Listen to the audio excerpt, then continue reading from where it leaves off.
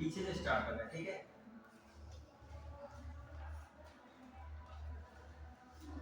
अंदर से बंद अंदर से बंद हाँ देखो ठीक जो है चिपक नहीं लगा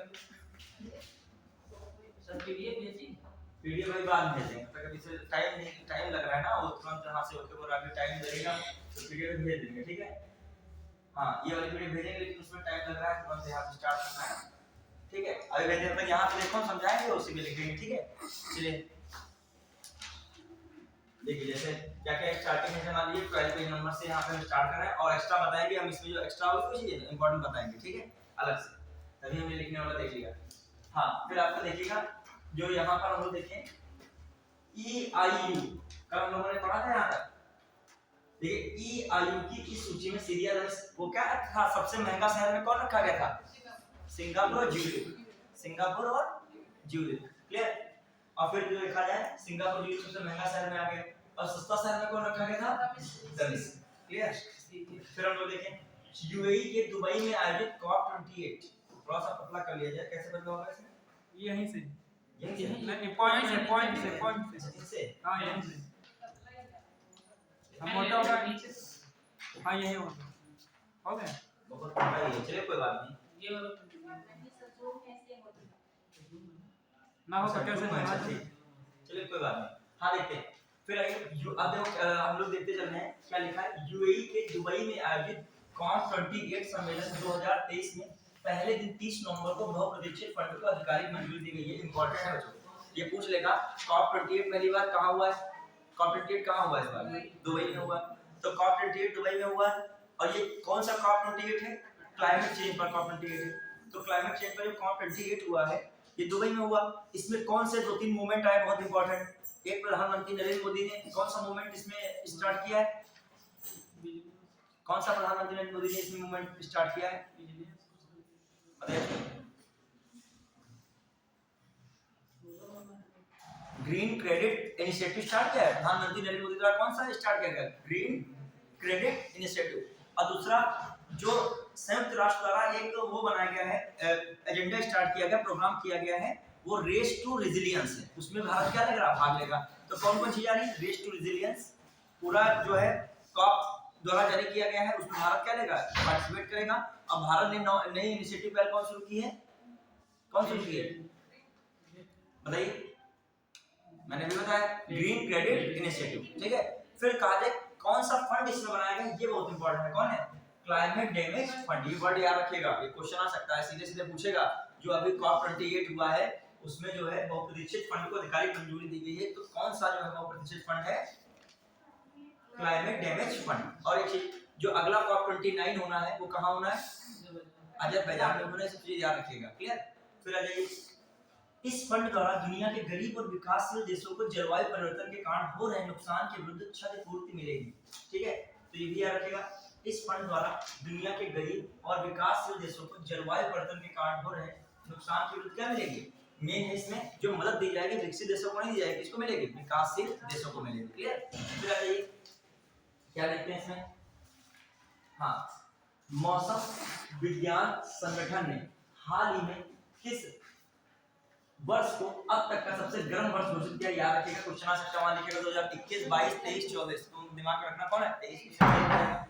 हाँ अब आइए ये बहुत इंपॉर्टेंट, दक्षिण अफ्रीका में आयोजित 15वें ब्रिक्स शिखर सम्मेलन में किन 6 देशों को संगठन की सदस्यता प्रदान की गई है।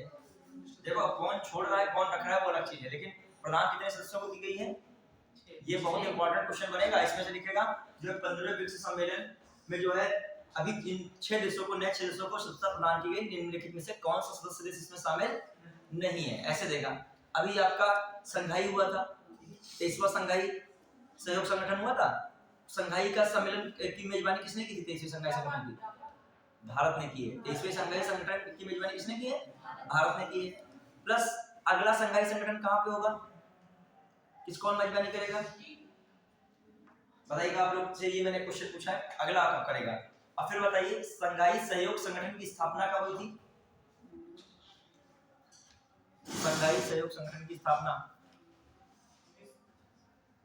2001 में हो रही है, और उसमें कौन कौन कर रहा है, सदस्य देश कौन कौन है स्टार्टिंग किए थे, कौन कौन है? चीन, जापान नहीं बच्चों उसमें, चीन है, ठीक है, रूस है, कजाकिस्तान है, किर्गिस्तान है, उज्बेकिस्तान है, तजाकिस्तान है, लेकिन कौन तान मैंने नहीं बोला इसमें? तुर्कमेनिस्तान नहीं बोला। मत देसी ही देसी बताइए, तुर्कमेनिस्तान मैंने तो याद रखेगा। तो कितने देश सदस्यों ने 2001 में शंघाई सहयोग संगठन की स्थापना की थी? चीन, रूस, कजाकिस्तान, किर्गिस्तान, उज्बेकिस्तान और तजाकिस्तान, ठीक है, ये हो गए। फिर 2017 में भारत और पाकिस्तान को सदस्यता मिल गई, और अभी जो हुआ है 2023 इंपॉर्टेंट है, उसमें फिर एक नए देश को सदस्यता मिली है। कौन सा देश है? ईरान। किसको मिल गई है? ईरान को। तो ये पूछ सकता है शंघाई सहयोग संगठन में भी नया देश को जोड़ा कौन गया है? ईरान को जोड़ा गया है। और अब इसकी बात कर रहे हैं, समझ पा रहे हो? बताइए, ये सब क्वेश्चंस बन सकते हैं कि आपके संगठन वगैरह घुमा के पूछ लेगा, ठीक है। अब देखिए, और अभी जो कहा जाए G20 शिखर सम्मेलन हुआ, कहाँ हुआ जी?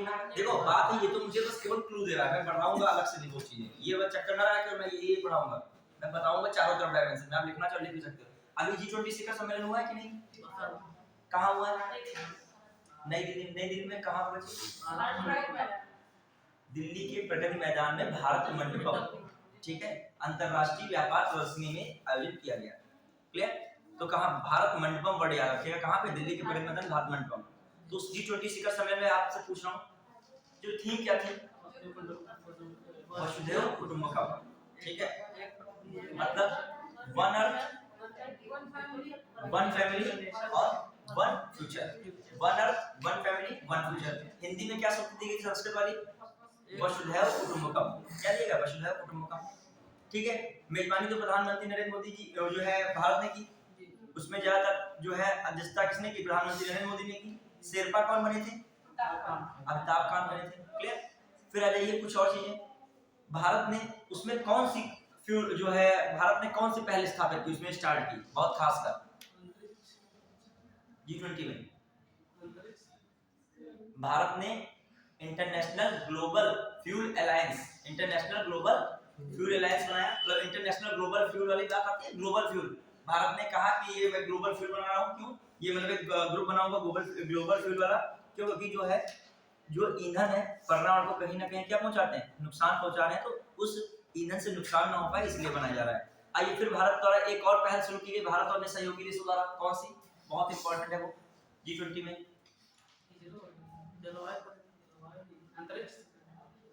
नहीं वो नहीं है, बहुत सामरिक दृष्टि है। जो चाइना का वन बेल्ट रोड इनिशिएटिव था, उसके जो है प्रतिद्वंदी में कौन सा एक बनाया गया? India middle east Europe economic corridor की बात की गई, ठीक है। इसको अब आई इंडिया मिडल ईस्ट IME कहा गया, इसको India middle east economic IMEC कहा गया। क्या कहा? IMEC, ठीक है। तो याद रखेंगे, क्वेश्चन आ सकता है G20 में भारत ने जो है चाइना के वन रोड जो वन बेल्ट इनिशिएटिव के प्रतिद्वंदिता में या उसके चक्कर में कौन सी योजना शुरू की है? India middle east Europe economic corridor, याद रखेंगे। चलिए ये भी हो गया। अब ये तो जो चीजें जो हुई हैं वो याद रखेंगे, बात ये ब्रिक्स का ही नहीं है, बात किसका है? अब G20 का भी है। फिर बताइए G20 में और खास बात क्या हुई? अर्जेंटीना बाहर हो गया, लेकिन हम लोगों से कहेगा कौन 6 में शामिल हुआ था, तो बताना पड़ेगा ना। तो अर्जेंटीना ने भारत का फैसला जो भी लिया। हाँ, और मैं G20 के बारे में क्या पूछ रहा हूँ? G20 में बहुत सारे सदस्य देश आए थे, किसने खासकर इसमें भाग नहीं लिया था? जो बहुत प्रमुख देश थे, रूस के राष्ट्रपति ने भाग नहीं लिया, और चीन की भी राष्ट्रपति ने भाग नहीं लिया। रूस के राष्ट्रपति तो भाग नहीं लिए, लेकिन उनके विदेश मंत्री सर्गेई करके हैं, वो भाग लिए थे। और वो राष्ट्रपति जो है चीन के भाग नहीं लिए थे, लेकिन उनके ली केक्यान जो प्रधानमंत्री ने भाग लिया था। क्लियर? तो ये चीज दिमाग में रखेगा। लास्ट में G20 वाला। अच्छा, G20 की बात में मेजबानी किसको सौंपी है अगली बार के लिए? ब्राजील। ये सब चीजें भी याद रखेगा। अब ब्रिक्स का बताइए, ब्रिक्स में कौन से देश शामिल हुए? ईरान, सऊदी अरब, UAE और फिर मिस्र। अब देखो मुस्लिम कंट्रीज कौन कौन है? ईरान, एशिया से मुस्लिम कंट्री कौन है? ईरान हो गया, सऊदी अरब हो गया, और कौन हो गया? UAE हो गया। हाँ, अभी देखो ये ईरान, सऊदी अरब, UAE एक साथ क्यों रख रहे हैं? एशिया के हैं। कहाँ के हैं? एशिया के। मिस्र जो है आपका कहाँ का है? और अफ्रीका का। इथियोपिया भी कहाँ का? अफ्रीका का, ठीक है। अब आइए बचा कौन? दक्षिण अमेरिका का कौन है? अर्जेंटीना। तो कितने देश हो गए? ईरान, सऊदी अरब, UAE और कौन हो रहा है इधर? अर्जेंटीना। जो है ईरान है, सऊदी अरब है, फिर कौन है, यूएई है, और कौन है, ये तो मिस्र। अभी फिर आइए, ये 3 मुस्लिम देश हो गए, ईरान, सऊदी अरब और यूएई। मिस्र के मतलब एशिया के मुस्लिम कंट्री। फिर अफ्रीका का मुस्लिम कंट्री कौन है, मिस्र है, तो 4 हो गए।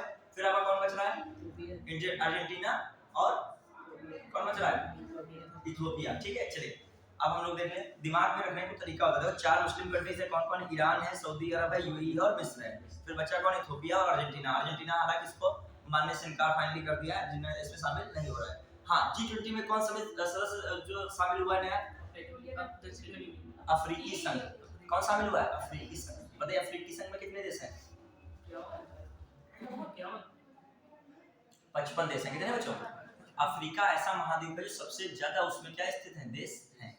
सेकंड जो है सबसे ज्यादा देश वाला महाद्वीप कौन है, अफ्रीका तो फर्स्ट है, यूरोप है। सेकंड पे कौन है, यूरोप। इसलिए याद रखिएगा, बढ़ेंगे।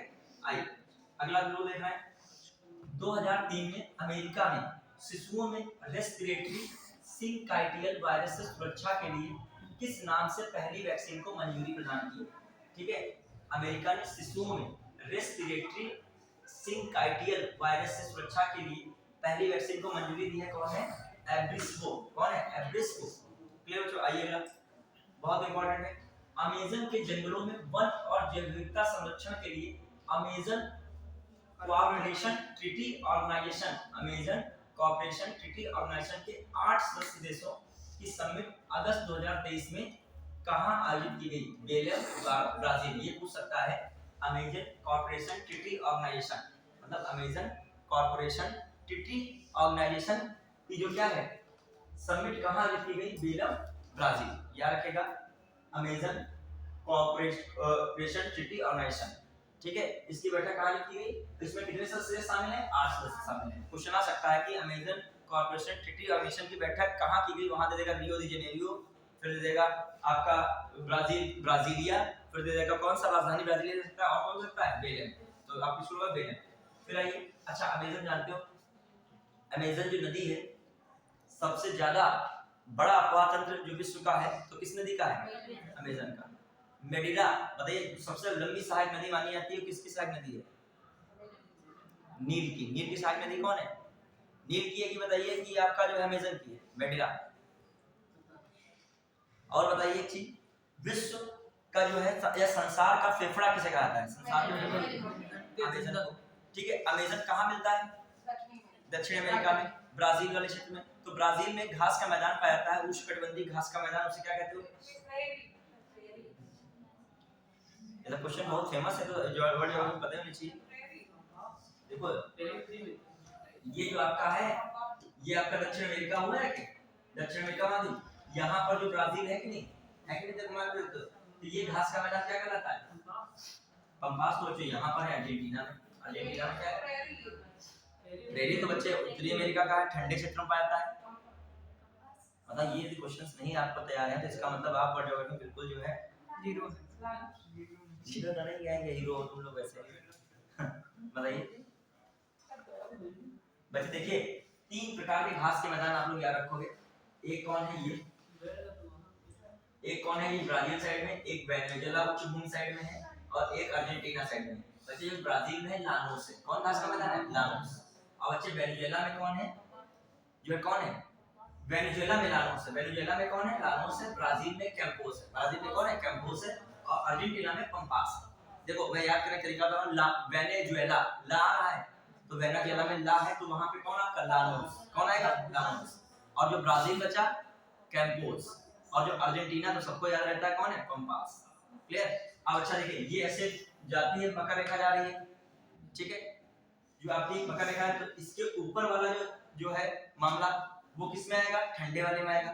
जानते हो ना, पृथ्वी पे, पृथ्वी में जानते होगे कि जो 23.5 होता है, 23.5 तो 23.5 के बीच का क्षेत्र होता है, किसमें आता है, उष्णकटिबंधीय में। और ऊपर वाला क्षेत्र किसमें आता है, शीतोष्ण में। 23.5 के बीच वाला क्या आता है, उष्ण में, और ऊपर वाला किसमें आता है, शीतोष्ण में।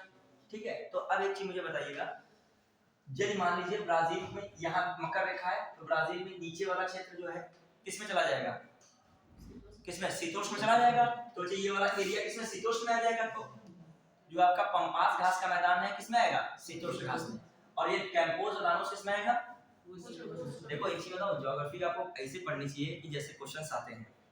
अभी विद्वान होना अलग चीज होता है, इससे क्वेश्चन आते हैं। आपको अभी मैं पूछ लूं कि इनमें से कौन से, जब आप इसमें फंस गए हो तो आप इसमें तो बहुत ही फंस जाओगे। ये ऐसे क्वेश्चन आ जाते हैं, निम्नलिखित में से बताइए कौन शीतोष्ण कटिबंधीय घास का मैदान नहीं है। ठीक है, मैं ऑप्शन दे रहा हूँ ऑप्शन। निम्नलिखित में से बताना है कौन शीतोष्ण कटिबंधीय घास का मैदान नहीं है। तो मैंने दिया डाउन्स, मैंने दिया वेल्ड, ठीक है, मैंने दिया सेल्वास, मैंने दिया पंपास। कौन जो है शीतोष्ण कटिबंधीय घास का मैदान नहीं है? पहली बात तुम लोगों का दिमाग ये होना चाहिए संसार के घास के मैदान पहली बात पता है कि नहीं पता है। और जब पता होने चाहिए तब क्या वर्ल्ड पे लोकेशन पता होनी चाहिए। हम लोग रटते नहीं, रटोगे कहाँ तक याद रखोगे? आपको अक्षांशी देशांतरी विस्तार पता होना चाहिए। मैंने बताया ना, देखो कुछ चीजें ऐसी होती है, घास का मैदान आप पढ़ो कभी भी तो आप बिल्कुल क्रिस्टल क्लियर रखो। अब देखो ये सब चीजें सिविल में पढ़ाई नहीं जाती, सब ऐसे ठोस रखी जाती हैं, इन्हीं तो किला खड़ा होगा। अब ये भी क्वेश्चन बेसिक गलत करोगे तो कठिन क्वेश्चन में क्या जाएगा मामला। तो पहले तो बेसिक वाली चीज स्ट्रांग होनी चाहिए। अब मान लीजिए इन्वायरमेंट टॉपिक है, उसमें ये चीजें कवर हो जाती हैं। इन्वायरमेंट ढंग की पढ़ा दी जाए तो उसमें इंडियन ज्योग्राफी कवर हो जाएगी। क्या कवर हो जाएगी? या वर्ल्ड ज्योग्राफी बहुत हद तक कवर हो जाएगी। क्यों? अभी उसमें क्लाइमेट आया तो उधर इंडियन का पढ़ा दो, फटाक से किसका क्लाइमेट एक बार पढ़ा दो, वर्ल्ड का पढ़ा दो। ये थोड़ा सा जो वो आया है आपका वेजिटेशन, तो सारे घास के मैदान 5 मिनट में क्या कर दो, इंडिया के, इंडिया में तो है ही नहीं घास का, बुग्याल उग्याल है, और उधर वर्ल्ड का तुरंत क्या कर दो। बस अब टीचर को थोड़ा सा एग्जाम ओरिएंटेड यहाँ पर मैटर होना चाहिए। क्लियर? क्लियर क्या होना चाहिए? Exam oriented. ठीक है, तो ये सब चीजें हैं। अब देखो क्या है, मैं कह रहा हूँ, देखो अब थोड़ा सा घास का मैदान 1 मिनट बता देता हूँ, बता दूं क्या? 1 मिनट में, ठीक है? 1 मिनट या 5 मिनट 1 मिनट में बताऊंगा, ठीक है? अभी करंट अफेयर की क्लास है, उस दिन नदी का सिस्टम है तो मुझे नदी बताना पड़ गया पूरा, और 5 मिनट में पूरा गंगा नदी तक हमने क्या कर दिया।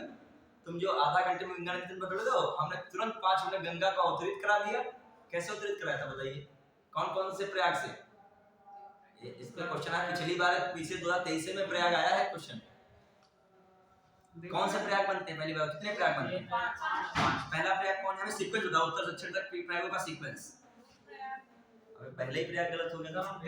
देवप्रयाग। अरे ये उत्तर से दक्षिण में कह रहे हो लोग। आराम से मेरी बात। सबसे पहला बच्चों देखिए, घबराइएगा। सबसे पहला होता है कौन प्रयाग? विष्णु प्रयाग। फिर कौन होता है? कर्ण प्रयाग। फिर कौन होता है? रुद्र प्रयाग। फिर कौन होता है? देव प्रयाग। देखिए आपका सबसे पहले आपका विष्णु, देखो एक सेकंड आप मेरी नदी, आप रुकिएगा, नदी बनाई दे रहा हूँ, आप सब लोग जो है काफी बहुत हो, सब लोग देखिएगा, ध्यान दीजिएगा। सबसे अब 1 मिनट ये भी देखिएगा, एक मिनट में सब चीजें देखोगे, एक मिनट में। पहले इसको हाँ देख लो यहाँ पे, देखिए समझिएगा। अब मैं एक बार और, विष्णु गंगा और कौन गंगा है? धौली गंगा। एनवायरमेंट और करंट में आया था क्वेश्चन, मैं बता रहा हूँ। मयूराक्षी आया था, तो मयूराक्षी को बताने के चक्कर में नदियां में उतारनी पड़ गई। विष्णु गंगा, ये विष्णु गंगा है, ये कौन है? धौली गंगा। विष्णु गंगा कहां से आ रही? संतोपत से। और धौली गंगा, जो धौली गंगा कहां से? कामेर ग्लेशियर से। ठीक है, संतोपत ग्लेशियर और कामेर ग्लेशियर। फिर आ जाइए, यहां से ही बनता है कौन? विष्णु प्रयाग। और विष्णु प्रयाग से कौन नदी बन रही? अलकनंदा। फिर यहाँ नंदा देवी, कौन है? नंदा देवी ग्लेशियर है। कहां नंदा देवी ग्लेशियर है? उत्तराखंड। नंदा देवी की खास बात बताइए, किस हिमालय पर स्थित है नंदा देवी?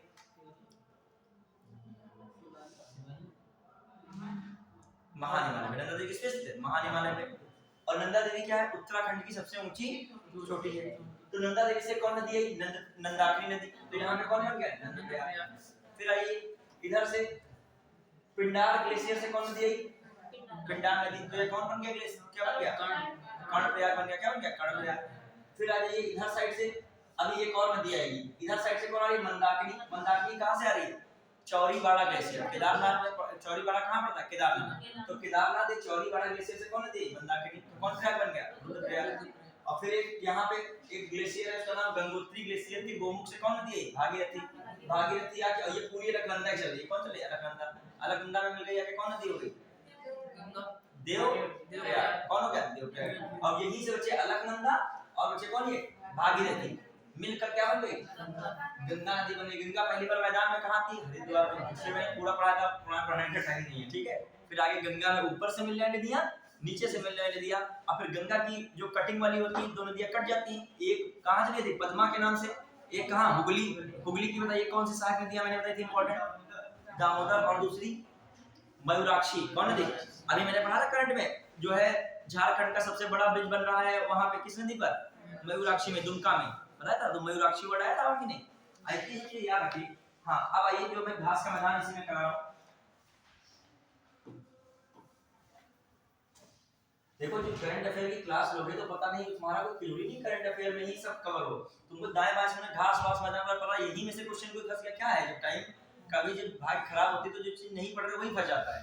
अब तुमने घास का मैदान पढ़ना चाहिए इसको। अब जो है एक बार ऐसे घास का मैदान जो है,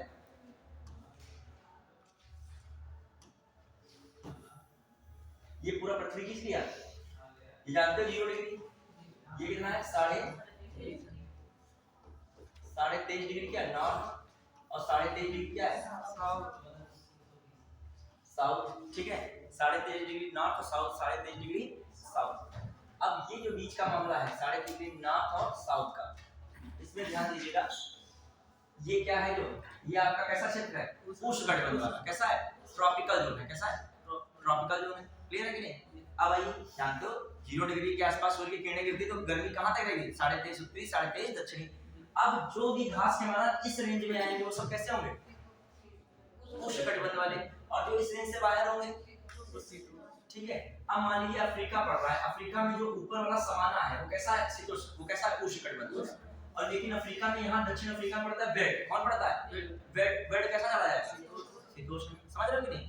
अब जो है मान लीजिए ऑस्ट्रेलिया है, ऑस्ट्रेलिया के डाउन से इधर आ रहा है तो कैसे जाएगा? शीतोष्ण। ठीक है। अब आ जाइए जो यूरोप का है, यूरोप का खासकर स्टेपी है। कौन है? यूरोप का पूर्वी यूरोप, और इधर क्या है? एशिया, रूस वाला। तो वो दोनों में आ रहा है, रूस में भी आता है और किसमें? एशिया में भी आता है और यूरोप का भी। तो कैसा घास का मैदान हो गया?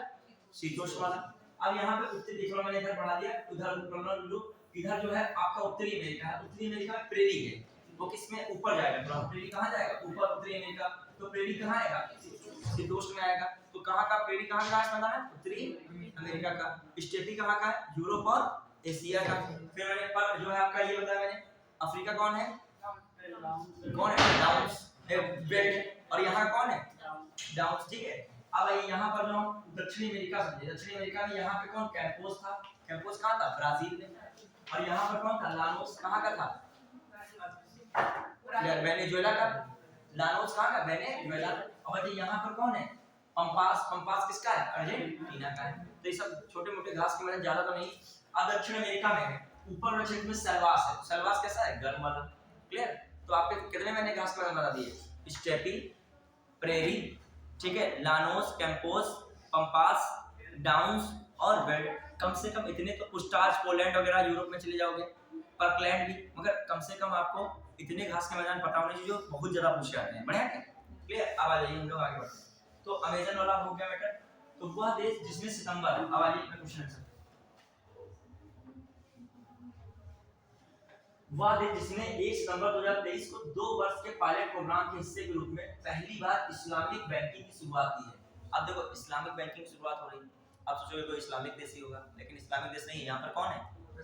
अभी रूस ने ही निकाला था कि महिलाओं से आग्रह किया था कि एक महिला जो है 8 से ज्यादा जो बच्चे कुछ जन्म दे। तो ये भी कौन कर रहा था? रूस कर रहा था। रूस। और अब थोड़ा सा मैं वर्ल्ड ज्योग्राफी की बात करता हूँ। देखो मैं बता रहा हूँ ना, करंट ये सोच के बच्चा बहुत होशियार है कि अब पीडीएफ में पढ़ लेंगे, सब वहम है आगे। ना पीडीएफ में पढ़ पाओगे ना दाएं बाएं चीजें पढ़ पाओगे। ठीक है? पढ़ने की वजह भूख होनी चाहिए। जब हम लोग पढ़ते थे तो ठंडक हो या बारिश हो क्लास नहीं छोड़ते थे कभी, और उसी का परिणाम है जो है, जो भी नॉलेज है वही सब सॉलिड नॉलेज है, भूले नहीं चीजें। ठीक है? ये बहुत हम भी काबिल बनते, अरे कौन बारिश में जाए, अब कल लड़के से कॉपी ले लेंगे और छाप लेंगे। तो छापने का मतलब ये है कुछ सर की जो बातें होती हैं क्लास में जो होता है उसका कुछ अलग ही मैटर होता है। कोई जरूरी है वही सर ने बताया होगा उतनी देर में। अब मैं बताना चाह रहा हूँ, ये रूस का नाम आया, तो रूस का किससे विवाद चल रहा है? यूक्रेन से चल रहा है कि नहीं? रूस के जो बारे में हम लोग थोड़ा सा देखें, रूस की लोकेशन से संबंधित बातें कुछ हो सकती हैं। क्या मामला हो सकता है? देखिए, एक पड़ता है ब्लैक सी। कौन पड़ रहा है? ब्लैक सी। और एक पड़ रहा है आपका कैस्पियन सागर। ठीक है? कैस्पियन सागर या कैस्पियन सी। ठीक है? कैस्पियन सी रियल में क्या है? लेक है, और ब्लैक सी एक सी ही है। तो जो देखा जाए, एक पड़ती कैरिज जल संधि। कौन सी जल संधि? आपसे पूछ सकता है, विवाद चल रहा है कैरिज जल संधि, थोड़ा सा बहुत मोटा हो गया, पतला कैसे हो गया, कलर बदलना पड़ेगा। अब जॉन जो है कोई बात नहीं, इसके जॉब मुझे नहीं हो जाएगा। हाँ अब देखिए ध्यान से, जो है मैं कह रहा हूँ कैरिज जल संधि पूछा आता है अक्सर। तो कैरिज जल संधि क्यों पूछा जाता है, क्योंकि ये क्या करता है, जो है यूक्रेन और रूस को क्या करता है, अलग करता है। हमेशा जल संधियां क्या करती हैं, वाटर बॉडीज क्या होती हैं, स्थल को अलग करती हैं, जल को जोड़ती हैं। प्लस देखा जाए ये कौन सा महासागर है नीचे, ब्लैक सी, कौन है, ब्लैक सी मतलब काला सागर। और जो यहाँ पर कौन है, अजोव सी, कौन है, अजोव सी। तो तुमको दिमाग में ये भी रखना है कि किन सागरों को ये मतलब जोड़ रही है। जो कैरिज जल संधि पूछ लेगी, यूक्रेन और रूस का मैटर चल रहा है, तो विवाद कहाँ है, यहाँ पे भी है। तो किन महासागरों को जोड़ती है, काला सागर और अजोव सागर, काला सागर और अजोव सागर दोनों को जोड़ रही है, फर्स्ट बात। प्लस अलग किसको कर रही है, यूक्रेन और रूस को, कैरिज जल संधि। दूसरी बात, कभी कभी पूछता है कि काला सागर के पास, ये बहुत फेवरेट क्वेश्चन है बीसीएस का, ये खास कर ध्यान रख लीजिएगा, वर्ल्ड ज्योग्राफी में कुछ ये बहुत समझ पूछेगा, इनमें से भूमध्य सागर के तट को कौन सा राज्य स्पर्श नहीं करता है। खतरनाक क्वेश्चन है, लगता छोटा क्वेश्चन है, जिस बच्चे ने क्वेश्चन किया है उसने वाकई में सही से किया है, अंधी बंदी नहीं मारा है। तो उसने पूरा पढ़ा होगा भूमध्य सागर में अफ्रीका के कितने देश लगते हैं, पूरा पढ़ा होगा एशिया के कितने देश लगते हैं भूमध्य सागर से, पूरा पढ़ा होगा यूरोप के कितने देश लगते हैं। वही बच्चा जो है जान पाएगा कि कौन सा इसमें देश स्पर्श नहीं करता। समझ रहे हो बात को, मतलब ऐसे क्वेश्चन ऐसे पूछ लेता है, ब्लैक सी के तट को कौन सा, अभी शायद इसी पीसीएस में 3-4 साल के मैं प्रीवियस ईयर में देख रहा था, पूछा गया था काला सागर के तट पर कौन सा देश स्थित नहीं है, ये काला सागर से कौन सा देश सीमा नहीं बनाता है। ठीक है, ऐसे पूछ लेगा किसका, कैस्पियन सागर का। भूमध्य सागर मैंने बोला, जब 3 सागर का बहुत पूछता है, तीनों का रेंज एक ही है, उधर कौन है कैस्पियन, इधर कौन है काला, और इधर साइड में कौन है भूमध्य सागर। कभी कभी सीक्वेंस हो जाता है, पूर्व से पश्चिम, पश्चिम से पूर्व, बताओ, ये भी पूछा गया क्वेश्चन है। तो उधर कैस्पियन सागर है, तो कुछ आप शॉर्टकट भी याद रखिएगा। या शॉर्टकट क्या, देखो जो पढ़ाता है उसको इस चीज का जरूर ध्यान रखना चाहिए कि एग्जाम में पूछा क्या जा रहा है। तभी विद्वान बनना है और तुमको बनना और बनाना दोनों का एक अलग प्रक्रिया है। ये प्रक्रिया अलग है कि प्रीवियस ईयर में क्वेश्चन कैसे आ रहे हैं, कितना पढ़ना चाहिए, कितना चीजें क्या करना चाहिए। अब आप वर्ल्ड ज्योग्राफी पढ़ रहे हो, पढ़ तो बहुत कुछ रहे हो वर्ल्ड ज्योग्राफी में, लेकिन आपसे जो प्रीवियस ईयर में क्वेश्चंस लगातार पूछ रहा है, तुम काला सागर में पूछा नहीं बता पा रहे हो, उसमें कौन सा कह देगा, इनमें से कौन सा देश काला सागर के तट पे नहीं है, इनमें से कौन सा देश भूमध्य सागर के तट को सीमा जो सीमा साझा करता है भूमध्य सागर से, जो है उसके तट से लगा हुआ है। ऐसे क्वेश्चन आ जाए कुछ घुमा फिरा के। ठीक है, तो आपको कुछ ट्रिक भी बनानी पड़ेगी। देखो जैसे मान लीजिए ये आपका कैरिज जल संधि, ये आपका ब्लैक सी इसलिए इंपॉर्टेंट है कि विवाद चल रहा है यूक्रेन और रशिया का, तो यहाँ की हर चीज इंपॉर्टेंट। क्वेश्चन ये भी लगा सकता है ब्लैक सी में गिरने वाली नदियां कौन है, बहुत इंपॉर्टेंट नदियां यूरोप की, कौन सी नदियां आपको बताएगा। एक नीस्टर है, नीपर है और डेन्यूब है। सबसे इंपॉर्टेंट नदी है, यूरोप की सबसे फेमस नदी कौन है, डेन्यूब। वो कहां गिरती है आके, ब्लैक सी में। ठीक है, ब्लैक सागर या काला सागर को या ब्लैक सी को। ठीक है, डेन्यूब नदी। अब क्वेश्चन आता है डेन्यूब नदी क्यों इंपॉर्टेंट है, क्योंकि 5 देशों की राजधानियों से गुजरती है। वो कौन से 5 देशों की राजधानी है, एक वेनिस पड़ेगा, जब आप उधर जाओगे वेनिस पड़ेगा, एक कौन पड़ेगा, ब्रातिस्लावा पड़ेगा, एक कौन पड़ेगा, बेलग्रेड पड़ता है, एक कौन पड़ेगा बताइए आप लोग, बेलग्रेड के साथ बुखारेस्ट भी पड़ता है, कौन पड़ता है, बुखारेस्ट, एक बुडापेस्ट भी पड़ता है। तो ये सब राजधानियों से होकर कौन गुजरता है, डेन्यूब। क्वेश्चन था डेन्यूब नदी कहां पे गिरती है, कई बार क्वेश्चन आ चुका है। वहां देगा कैस्पियन सागर, वहां देगा काला सागर, वहां देगा अजोव सागर, वहां देगा भूमध्य सागर, सब एक के पास दे देगा, बटोर देगा, वो आपके दिमाग में चलने घूमने लगेगा। अब देखो ब्लैक सी में कौन गिर रही है, नीपर, निस्टर और डेन्यूब। और वही जो हम लोग देखे कौन सा सागर ऊपर, कैस्पियन सागर, कौन था, कैस्पियन सागर, या इसको कैस्पियन सागर मान लें, कैस्पियन सागर। कैस्पियन सागर में कौन फेमस नदी गिरती है, वोल्गा, याद रखोगे वोल्गा, याद रहेगा होगा, क्वेश्चन आता है यूरोप की सबसे लंबी नदी कौन है, वोल्गा। वोल्गा कहां गिरती है, कैस्पियन सागर झील में। क्लियर। अब यहां पर ऊपर स्थित था, यहां पर हमने अजोव सागर बनाया था, सॉरी इसको हमने क्या बनाया था, अजोव सागर। जो हम अजोव ये मान लीजिए, जो हम लोग थोड़ा समझे, इसको हम साफ बना दें।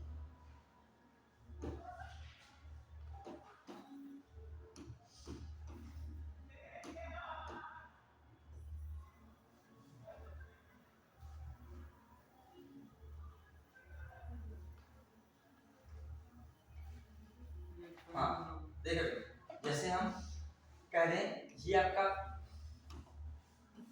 ये काला सागर हो गया, समझिएगा। ये कौन हो गया? ये आपका अजोब सागर हो गया। कौन हो गया? अजोब सागर। और मैं इधर बना रहा हूँ कैस्पियन सागर। तो क्वेश्चन आया एक वोल्गा नदी यूरोप की सबसे लंबी नदी कहाँ गिर रही है? कैस्पियन सागर। फिर मैं कह दूं यहाँ पर जो आपका काला सागर हो, ये आपका अजोब सागर हो गया। यहाँ बीच में जल संधि कौन है? रूस और यूक्रेन की बहुत करंट में बात आती रहती है। कैरिब जल संधि अजोब सागर को किससे जोड़ती है? काला सागर से। फिर मैं कह रहा हूँ काला सागर में गिरने नदियां नीस्टर, नीपर और कौन है? डेन्यूब। मेन याद रखिएगा डेन्यूब कहाँ गिरती है। फिर मैं कह रहा हूँ कि जो कैस्पियन सागर, यहाँ अजोब सागर की भी इंपॉर्टेंस है। इधर से फेमस नदी है डॉन नदी। कौन आती है? डॉन। 11 मुल्कों की जो है पुलिस पकड़ रही है, जो है पता नहीं 11 मुल्कों की पुलिस कहाँ गया था, 193 मुल्कों की पुलिस कह सकते थे। जब जो है 11 मुल्कों को नहीं हो सकता 193 कर दो, क्योंकि 11 को जरूरी है। समझ लो, वैसे ये सब चीजें गलत है, पिछले बनते हैं फिल्म तक रहो, ठीक है। कुल मिला के डॉन नदी कहाँ गिरती है? अजोब। और इतना कंफ्यूजन है, वोल्गा यहाँ पे, डॉन यहाँ पे और डेन्यूब यहाँ पर। तो कंफ्यूजन इतना हाई लेवल का होता है कि तीनों क्षेत्र क्या है लगभग एक पास। अभी तो तुरंत आया सही लग रहा है, वहां पे जब आएगा एक साथ तो कंफ्यूजन हो जाता है। अब मैं बता रहा हूँ कैरिब जल संधि किसको जोड़ रही थी? अजोब सागर और ब्लैक सी। किसको लग रही थी? यूक्रेन और रसिया को। अब मैं कह रहा था ब्लैक सी के पास, ये जो ब्लैक सी है इसके पास कौन कौन देश है? जल्दी बताइए। इसके लिए क्या शॉर्टकट में बना देता हूँ। क्या मतलब शॉर्टकट से फायदा हो जाता है कि याद मैप तो याद ही रखो, बिना मैप कुछ नहीं होना है, लेकिन शॉर्टकट फिर भी बना लो। मैं बना देता हूँ शॉर्टकट बर्गर, मेरा खुद का बनाया हुआ है, ये पेटेंट है मेरा, ठीक है। ये कहीं का मैंने लिया नहीं है किसी का, ठीक है। अब मेरे से कोई ले ले वो बात अलग है, ठीक है। मैं बर्गर टी मैंने ये बनाया था, बर्गर टी। मैं ज्योग्राफी को, वर्ल्ड ज्योग्राफी को बहुत अलग तरीके से पढ़ा हूँ, वो अपना याद रखो। इतने कठिन नाम है ना बहुत सारे, कैसे बनाया तुम ही थोड़ी भूल जाते हो, हम भी भूल सकते हैं। ये तो वी आर ह्यूमन बीइंग, हम लोग जो क्या है मानव है, तो भूलना तो हम लोगों के गुण में आता है, ठीक है। अब ज्यादा भूलना ये आपका विशेष गुण है, ठीक है। हाँ हाँ वो हो गया था काम पे। हाँ क्लास पढ़ा गया।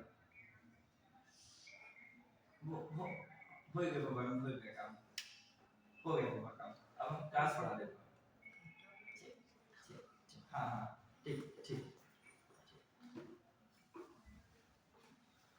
हाँ देखिए क्या है मामला। बर्गर, बी फॉर कौन होता है? B for Bulgaria, U for Ukraine, R for Russia, फिर G for Georgia, R for Romania और टी फॉर तुर्की। याद रहेगा ऐसे? तो जैसे जिसको नहीं पता है वो अपना लिख सकता है, बुल्गारिया, यूक्रेन, रसिया, जॉर्जिया और जो है टी अलग से है शायद, ठीक है। और जी जॉर्जिया, आर फॉर रोमानिया। किसके बर्गर मतलब किसके साथ ली जा रही है? बर्गर किसके साथ लिया जा रहा है? टी। वो टी मतलब वो टी की और टी नहीं, केवल सिंगल टी है। देख पाए? हाँ अब देखो बहुत लोग के सरनेम में क्या लिखा होता है? कटियार। हमारा एक मित्र है अंशु कटियार, तो उसका नाम हमें याद आ गया, कटियार बना दिया हमने। अब देखो इससे तुम किसका निकाल सकते हो? कैस्पियन सागर। कौन निकाल सकते हो? कैस्पियन सागर। कटियार नाम याद आ जाए तो आपका काम बन जाएगा, ठीक है। ये भी मेरा पेटेंट है। अब लोगों ने क्या बनाया मुझे नहीं पता, मैंने अपना बनाया है वो मुझे पता है। अब के फॉर कजाकिस्तान, टी फॉर बताइए तुर्कमेनिस्तान होगा कि तुर्की होगा? हाँ और फिर आई फॉर क्या है? तुर्कमेनिस्तान, ठीक। आई फॉर कौन होता है? ईरान। ए फॉर अजरबैजान और आर फॉर क्या है? रूस, ठीक है। तो ये भी इंपॉर्टेंट है, क्लियर? ऐसे आप याद रख सकते हो। हाँ तो आपका कटियार भी हो गया और ये कौन सा हो गया? बर्गर और टी। अब जो अफ्रीका का मैंने भूमध्य सागर से भूमध्य सागर ही बना दिया, मेडिटेरियन सी है तो अफ्रीका के देश आपको याद रखना है। ये तो जनरली सब जगह यूज करते हैं, ज्यादा अच्छे टीचर पढ़ाते हैं वो सब यूज करते हैं इसका। ये ऐसे अफ्रीका नीचे लगता है तो अफ्रीका में हम लोग याद करने के लिए बनाते हैं मेटल। क्या बनाते हैं? Metal. M for Morocco, E for Egypt, T for Tunisia, A for Algeria और एल फॉर क्या का? लीबिया। ये अफ्रीका के देश है। ये किससे लगे हुए हैं? भूमध्य सागर से लगे हुए हैं। और इधर से भूमध्य सागर कट कौन लगाता है? कट कौन लगेगा? एशिया। इधर से कौन है भूमध्य सागर कट? एशिया। एशिया मैंने याद रखा है लिस्ट। क्या रखा है? List. L for Libya, Libya नहीं Lebanon. I for Israel, S for Syria और टी फॉर तुर्की। तो ऐसे कुछ बना दें हम लोगों ने फॉर्मूला की। देखिए पहले तो मैप पढ़ा होना चाहिए तभी जब शॉर्टकट बन पाते हैं, ठीक है। चल चलिए हम लोग को टाइम नहीं है वरना हम करंट अफेयर पढ़ा रहे हैं, तो वरना इसमें हम चर्चा और करते चलिए आगे। हाँ हम लोग अब देख रहे हैं कहाँ पे, चलिए तो तब भी आप शॉर्टकट में लिख लीजिए, बाद में से पूछ लीजिएगा वो चलेगा, अभी लिख लीजिएगा शॉर्टकट केवल। अफ्रीका के लिए मेटल यूज करते हैं, और यहाँ पर कौन यूज कर रहे हैं, एशिया के लिए लिस्ट यूज करते हैं, और यहाँ पर कटियार बर्गर टी ले रहे हैं, ठीक है, जॉर्जिया, जॉर्जिया। हाँ अब आइए तो कहाँ पे लोग थे, हाल ही में विश्व स्वास्थ्य संगठन, यहाँ पे थोड़ा साफ कर लेते हैं, क्लियर हो जाएगा सब। हाँ अब देखो अगस्त 2000, अब हम थोड़ा सा स्पीड में कार्य करते हैं। वह देश जिसमें 1 सितंबर 2023 को 2 वर्ष के पायलट प्रोग्राम हो गया, इस्लामिक बैंक की शुरुआत किसने की है, रूस ने, ठीक है। फिर आइए सितंबर 2000 के पहले सप्ताह में चर्चा में रहा हाई कुई, ठीक है, हाई कुई, क्या रहा हाई कुई, क्या है, ताइवान में तबाही मचाने वाला तूफान, याद रखिएगा हाई कुई क्या है, ताइवान में तबाही मचाने वाला तूफान, याद रखिएगा। मिचोंग अभी आया था अपने वहां, किस तट से टकराया था, पूर्वी तट से, तमिलनाडु, उड़ीसा, आंध्र प्रदेश से प्रभावित हुए थे। इससे पहले बिफर जो आया था वो किसको टकराया था, पश्चिम वाले से, और यहाँ कौन आ रहा है, हाई कुई कहाँ पे है, ताइवान में तबाही मचाया हाई कुई। फिर आइए किस अमेरिकी शहर ने सनातन धर्म दिवस घोषित किया है, लुइसविले, ये भी याद रख लीजिएगा, क्वेश्चन पूछ सकता है, लुइसविले, सनातन धर्म दिवस 3 सितंबर 2023 को किस अमेरिकी शहर ने सनातन धर्म दिवस घोषित किया है, लुइसविले, ठीक है। फिर आगे देखिएगा भारतीय मूल के अर्थशास्त्री हरमनसन मुगरत्ना को सितंबर 2023 में किस देश का नया राष्ट्रपति निर्वाचित किया गया है, ठीक है, याद रखिएगा किस देश का नया राष्ट्रपति निर्वाचित किया गया है, सिंगापुर, ये भी याद रखिएगा। किस देश का नया राष्ट्रपति मुगरत्ने को निश्चित किया गया, भारतीय मूल के, पूछ सकता है, भारतीय मूल के मुगरत्ने वर्ड याद रख लो बस, इनको क्या बनाया गया, नया राष्ट्रपति बनाया, कहां का, सिंगापुर, क्लियर। हाँ फिर आइए किस सिंगापुर के पास कौन सी प्रसिद्ध जल संधि है, हाँ सही बात है, कौन है, मलक्का।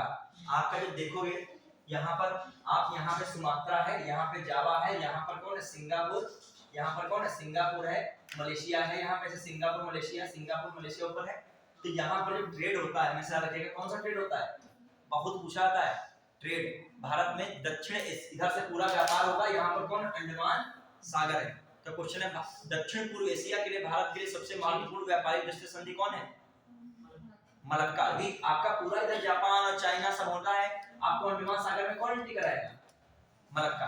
क्वेश्चन आता है भारत का सबसे पड़ोसी द्वीप कौन सा है, इंडोनेशिया में भी ऑप्शन देगा, जावा सुमात्रा, कौन है बच्चे, अंडमान निकोबार यहाँ है, अंडमान निकोबार यहाँ है, तो ये सबसे बड़ा कौन है, सुमात्रा, फिर से छोटा कौन, जावा, तो ये जावा पास है, सुमात्रा पास है, ये बच्चे पास है। और बच्चों के दिमाग में ये बना रहता है सुमात्रा जावा, वो कह देगा कौन सा, आप दोनों ऑप्शन दे देगा, क्या देगा, सुमात्रा भी जावा, क्वेश्चन आ चुका है, तो सबसे पास में कौन है, सुमात्रा, ठीक है, याद रखिए, छोड़ दीजिए। हाँ अब आइए किस अमेरिकी राज्य में, समझ पाएंगे नहीं, पहले सनातन धर्म दिवस अमेरिका में कहां पे घोषित किया गया, लुइसविले। फिर भारतीय मूल के शास्त्री मुगरत्ना जो है किस अमेरिकी राज्य में हिंदू विरासत माह के रूप में मनाया गया, जॉर्जिया, अमेरिकी राज्य में अक्टूबर 2023 को हिंदू विरासत माह के रूप में मनाया गया, जॉर्जिया। देखो वो है सनातन धर्म दिवस, और ये कौन है, हिंदू विरासत माह, ये बड़े कंफ्यूजन वाली चीजें हैं, वो तुमको है हिंदू दोनों लगेगा, तो सनातन वाला है लुइसविले, और हिंदू धर्म वाला है जॉर्जिया। फिर आगे आ रहे हैं हाल ही में किस देश के वैज्ञानिकों ने पहली बार, इस देश के वैज्ञानिकों ने क्या किया है, पहली बार बादलों में माइक्रोप्लास्टिक की खोज की, जलवायु मानव स्वास्थ्य दोनों दृष्टिकोण से हानिकारक है, बहुत इंपॉर्टेंट है, पूछ सकता है। हाल ही में जो बादलों में माइक्रोप्लास्टिक की खोज की, जो कि मानव के लिए जो है, मानव को प्रभावित कर सकता है, दुष्प्रभावित कर सकता है, तो कौन है, देश जापान। 7 दिसंबर 2023 को किस देश ने अपने चंद्र अन्वेषण अंतरिक्ष यान मून स्नाइपर, कौन है, मून स्नाइपर, कौन सा, मून स्नाइपर का स्वदेशी रॉकेट H2A से सफल प्रक्षेपण किया है, H2A से सफल प्रक्षेपण किया है, याद रखिएगा, जापान में, ये भी ध्यान रखिएगा, दिमाग में रखेगा कि नहीं। किस देश ने अपने चंद्र अन्वेषण अंतरिक्ष यान से मून स्नाइपर का स्वदेशी रॉकेट H2A से सफल प्रक्षेपण किया है, किसने, जापान ने, दिमाग में रहेगा। चलिए अगला, हाल ही में किस देश के सर्वोच्च न्यायालय ने गर्भपात को अपराध की श्रेणी से बाहर करने की घोषणा की है, याद रखिएगा, मैक्सिको ने। हाल ही में किस देश के सर्वोच्च न्यायालय ने गर्भपात को अपराध की श्रेणी से बाहर करने की घोषणा की। इंपॉर्टेंट आ सकता है, ठीक है। क्या गर्भपात को अपराध ही नहीं मान रहा है, ठीक है, बाहर कर दिया। किस देश ने हाल ही में? मैक्सिको G20 में शामिल नहीं हुआ था, ठीक है यार। क्या ये देश का जब नाम आया। और मैक्सिको के बारे में और बताइए, मैक्सिको और यूएसए के बीच में कौन सी नदी सीमा बनाती है? ये पिछली बार पीछे 2023 में पूछा गया था। कौन सी सीमा बनाती है? जब आप कभी भी इंटरनेशनल न्यूज पढ़ा करो तो जोड़ा करो वर्ल्ड ज्योग्राफी से। मैं बता रहा हूँ कि आप उससे क्या करो, रिवाइज करा करो। लेकिन रिवाइज तभी करोगे जब वर्ल्ड ज्योग्राफी तुम्हारा क्लियर होगा। और टाइम जब कम होता है तो वर्ल्ड ज्योग्राफी कैसे करो, कॉन्टिनेंट कवर करो। अभी आप में यूपी पीसीएस में देखा बहुत बार फिजिकल ज्योग्राफी क्वेश्चन नहीं आते। फिजिकल ज्योग्राफी 1 2 3 आएगा। आपसे ज्यादातर पूछेगा कौन सा, पॉलिटिकल ज्योग्राफी और ये वाला फिजिकल वाला। वो मतलब फिजिकल ज्योग्राफी के लिए वो वाला फिजिकल ज्योग्राफी का हिस्सा पूछेगा जो नदी पर्वत पहाड़ पठार ये हैं। वो नहीं पूछेगा आपका, कह सकते हो कि जो है आपका पृथ्वी की उत्पत्ति, ये लाप्लास का नियम और फलाना नियम, वेगनर का लॉ, ये सब ज्यादा नहीं पूछता है। पूछता है यही सब है, कहाँ पे कौन नदी है, पठार है, पर्वत है, मरुस्थल है, ये सब चीजें ज्यादा पूछता है। तो हर एक कॉन्टिनेंट को उठाओ, हर एक कॉन्टिनेंट के बारे में जानो। हाँ बताइए, दक्षिण उत्तरी अमेरिका महाद्वीप में आपके दो चीजें पड़ती है। उत्तरी अमेरिका महाद्वीप में क्या है? एक आपका ऊपर कनाडा पड़ता है, बीच में कौन पड़ता है? यूएसए पड़ता है, फिर नीचे कौन आता है? मैक्सिको आता है, और फिर बीच में सेंट्रल अमेरिकन कंट्रीज हैं। सेंट्रल अमेरिकन कंट्रीज जानते होगे, वही होंडुरास, टेगुसिगल्पा राजधानी, ये सब कठिन मलयार के बेलीज हैं, होंडुरास है, अल सल्वाडोर है, कोस्टा रिका है, ये सब क्या है? फिर पनामा है, ये सब क्या है? सेंट्रल। तो अब बताइए, जो यहाँ पर मैक्सिको आया है, क्वेश्चन तो सबसे मेन है, उत्तरी अमेरिका महाद्वीप का कौन सा देश जो है मध्य अमेरिकन देशों को जोड़ता है? तो कौन है? मैक्सिको। नहीं समझे, मैं कह रहा हूँ उत्तरी अमेरिका महाद्वीप है, उसका कौन सा जो है मध्य अमेरिकी देशों को जोड़ता है? तो उत्तरी अमेरिका महाद्वीप में कौन हिस्से है नीचे? मैक्सिको। तो मैक्सिको किसको जोड़ रहा है? मध्य अमेरिकी देशों को जोड़ रहा है। मेरी बात समझिए, मैं वो नहीं कह रहा हूँ। यहाँ वो तो आगे है, देखो आपने समझाया है, पूरा समझाना ही पड़ेगा। देखो ये उत्तरी अमेरिका है, फिर यहाँ पर एक आपके देश है, कई सारे देश है। लास्ट एक देश है कौन? पनामा देश। पनामा देश जो है यहाँ पर किससे जुड़ा हुआ? ये जो है दक्षिण अमेरिका का देश है, इक्वाडोर से इधर जुड़ गया, ठीक। कोलंबिया पड़ता है, कोलंबिया की साइड में, तो इससे जुड़ गया। जो पनामा है, पनामा में बीच में नहर बना दी गई। कौन बना दी गई ऐसे नहर? तो इधर कौन? कैरेबियन सागर, और कैरेबियन सागर किसका हिस्सा है? अटलांटिक का। और इधर कौन सा है? प्रशांत महासागर। तो क्वेश्चन आता है प्रशांत महासागर और अटलांटिक महासागर को जोड़ने वाली नहर कौन सी है? पनामा। क्लियर समझ में? इधर बच्चों कौन सा महासागर है? पूरा अटलांटिक है। इधर कौन है? प्रशांत। देखिए रियल में देखा जाए तो ये वाला जो हिस्सा है वो कैरेबियन सागर का। किसका हिस्सा है? तो देखा जाए सही आंसर तो ये ऑप्शन ये मिले, कैरेबियन सागर। और जो है कौन सा सागर? दूसरा कौन सागर है कैरेबियन के साथ? प्रशांत महासागर, उसको जोड़ता है, ठीक है। प्रशांत महासागर और कैरेबियन सागर कौन जोड़ता है? कौन जोड़ता है? पनामा। अब नहर की बात हो गई तो नहर आ ही जाए, एक दो नहर और बता दें। एक दो नहर और, कील नहर बताइए, बहुत फेमस पूछी जाती है। नहीं, कील को दो को जोड़ रही है, यही तो पूछा था ना बच्चे। इधर साइड में, बच्चे इधर साइड में बाल्टिक है, बाल्टिक सागर को और किससे जोड़ दिए? उत्तरी सागर। बाल्टिक सागर किससे जोड़ रही है? उत्तरी सागर। और जर्मनी से निकल, जर्मनी पड़ता है, और इसके उत्तर में पड़ेगा क्या? बिल्कुल डेनमार्क। कौन पड़ेगा? डेनमार्क। फिर आ जाइए एक और नहर पड़ लीजिए, 3 नहर तो कम से कम पता होनी चाहिए। एक स्वेल नहर, कौन है? स्वेल नहर जो हम लोग बनाए, स्वेल नहर। स्वेल नहर बनाए तो ऊपर तो भूमध्य सागर है, कौन बच्चों? भूमध्य सागर। और यहाँ पर जो ये आता है कौन है? कौन है आपका? लाल सागर या रेड सी, ठीक है, ये भी याद रखिएगा। अब यही लाल सागर आगे चल के यहाँ पर इधर साइड में कौन है? अफ्रीका है, ठीक है। इधर साइड में कौन है? एशिया का सऊदी अरब और यमन है। तो यहाँ पे जल संधि कौन है? बाब अल मंडेव जल संधि, तो उसको भी दिमाग में रखना पड़ेगा। तो बाब अल मंडेव जल संधि किसको जोड़ती है? लाल सागर। और इधर कौन सी खाड़ी है? कौन खाड़ी है? अदन की खाड़ी है। कौन है? अदन की खाड़ी है कि ओमान की खाड़ी है? कंफ्यूजन ना हो, ये बताइएगा। अदन की खाड़ी। हाँ, कौन है? अदन की खाड़ी है कि ओमान की खाड़ी? अदन की खाड़ी बताइए। और जो है हरमुज जल संधि बताइए किनको जोड़ती है? ईरान को। जब जोड़ने का कार्य बताइए, जो अलग करती है। तो जल संधियां हमेशा वाटर बॉडीज को जोड़ती है। हाँ बताइए, हार्मोन जल संधि आप लोग पढ़े नहीं, इसका जल संधि वगैरह बताइए, सब रिवीजन करना पड़ेगा। और सर युवराज मतलब नहीं बस तुम स्वेज नहर। हाँ वो स्वेज स्वेज है ना, तो ये है स्वेज नहर, तो किसको जोड़ रही है? भूमध्य सागर को और लाल सागर को, सुने हैं, ठीक है। हाँ वो तो आपका दूसरा मैटर हो जाएगा। सुपीरियर को किससे जोड़ती है? ह्यूरॉन से। वो तो आपके कौन है? सुन है। फिर ब्रेटलैंड नहर बताइए बच्चों। चलो मैं बता रहा हूँ एक मिनट में, तुम लोग चीज बेसिक कमजोर है चीजों में। हार्मोन जंक्शन सिंपल है, किसको जोड़ती है वहां पे? जोड़ती पानी, फारस की खाड़ी के पानी को जोड़ेगी हार्मोन जंक्शन। इधर कौन है? ओमान की खाड़ी। और जो आपका बाब अल मंडेव है, किसको? लाल सागर को बच्चों किससे जोड़ेगी? अदन की खाड़ी से। और आप बता रही नहर एक सू नहर है, वो किसको जोड़ती है?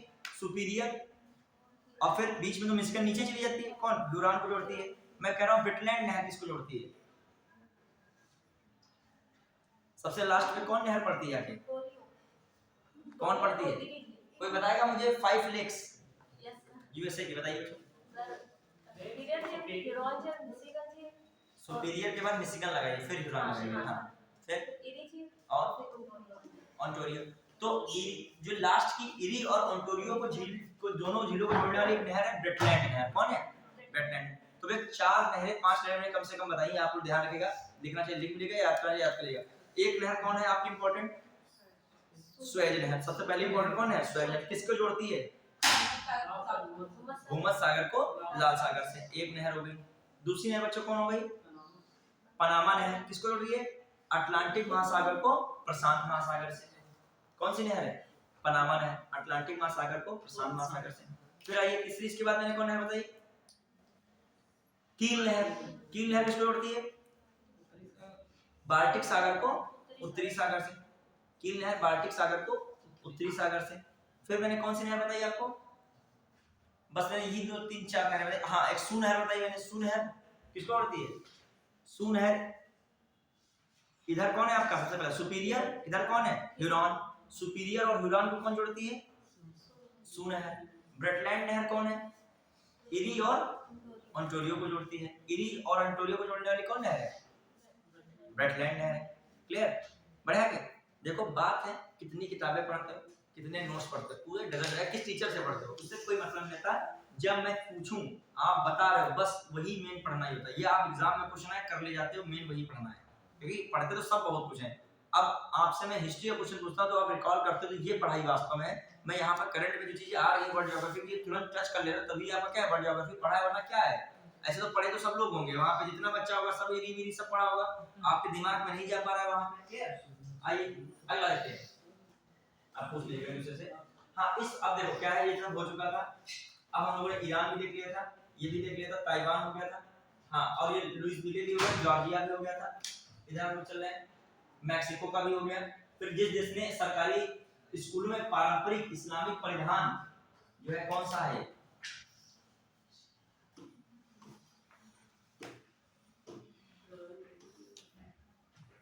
अबाया। फिर याद रखिएगा ये क्वेश्चन आ सकता है, ठीक है। वह देश जिसने सितंबर 2023 में सरकारी स्कूलों में पारंपरिक इस्लामी परिधान अबाया, ठीक, अबाया पहनने पर प्रतिबंध लगा दिया, तो याद रखिएगा फ्रांस ने, याद रख सकते हो इसलिए। फिर है जो संयुक्त राष्ट्र पर्यावरण कार्यक्रम में समुद्री पर्यावरण में ड्रेजिंग गतिविधियों पर नजर रखने के लिए 6 सितंबर 2023 को किस वैश्विक डेटा प्लेटफॉर्म को लॉन्च किया है? Marine sand watch. तो याद रखिएगा वह देश जहां के वैज्ञानिकों ने हाल ही में शुक्राणु अंडे का एक मॉडल विकसित करने में सफलता पाई है। शुक्राणु अंडे का मॉडल इजराइल अभी मैंने बताया किस देश से लोकेटेड है? भूमध्य सागर से। किससे सीमा बनाता है? भूमध्य सागर से।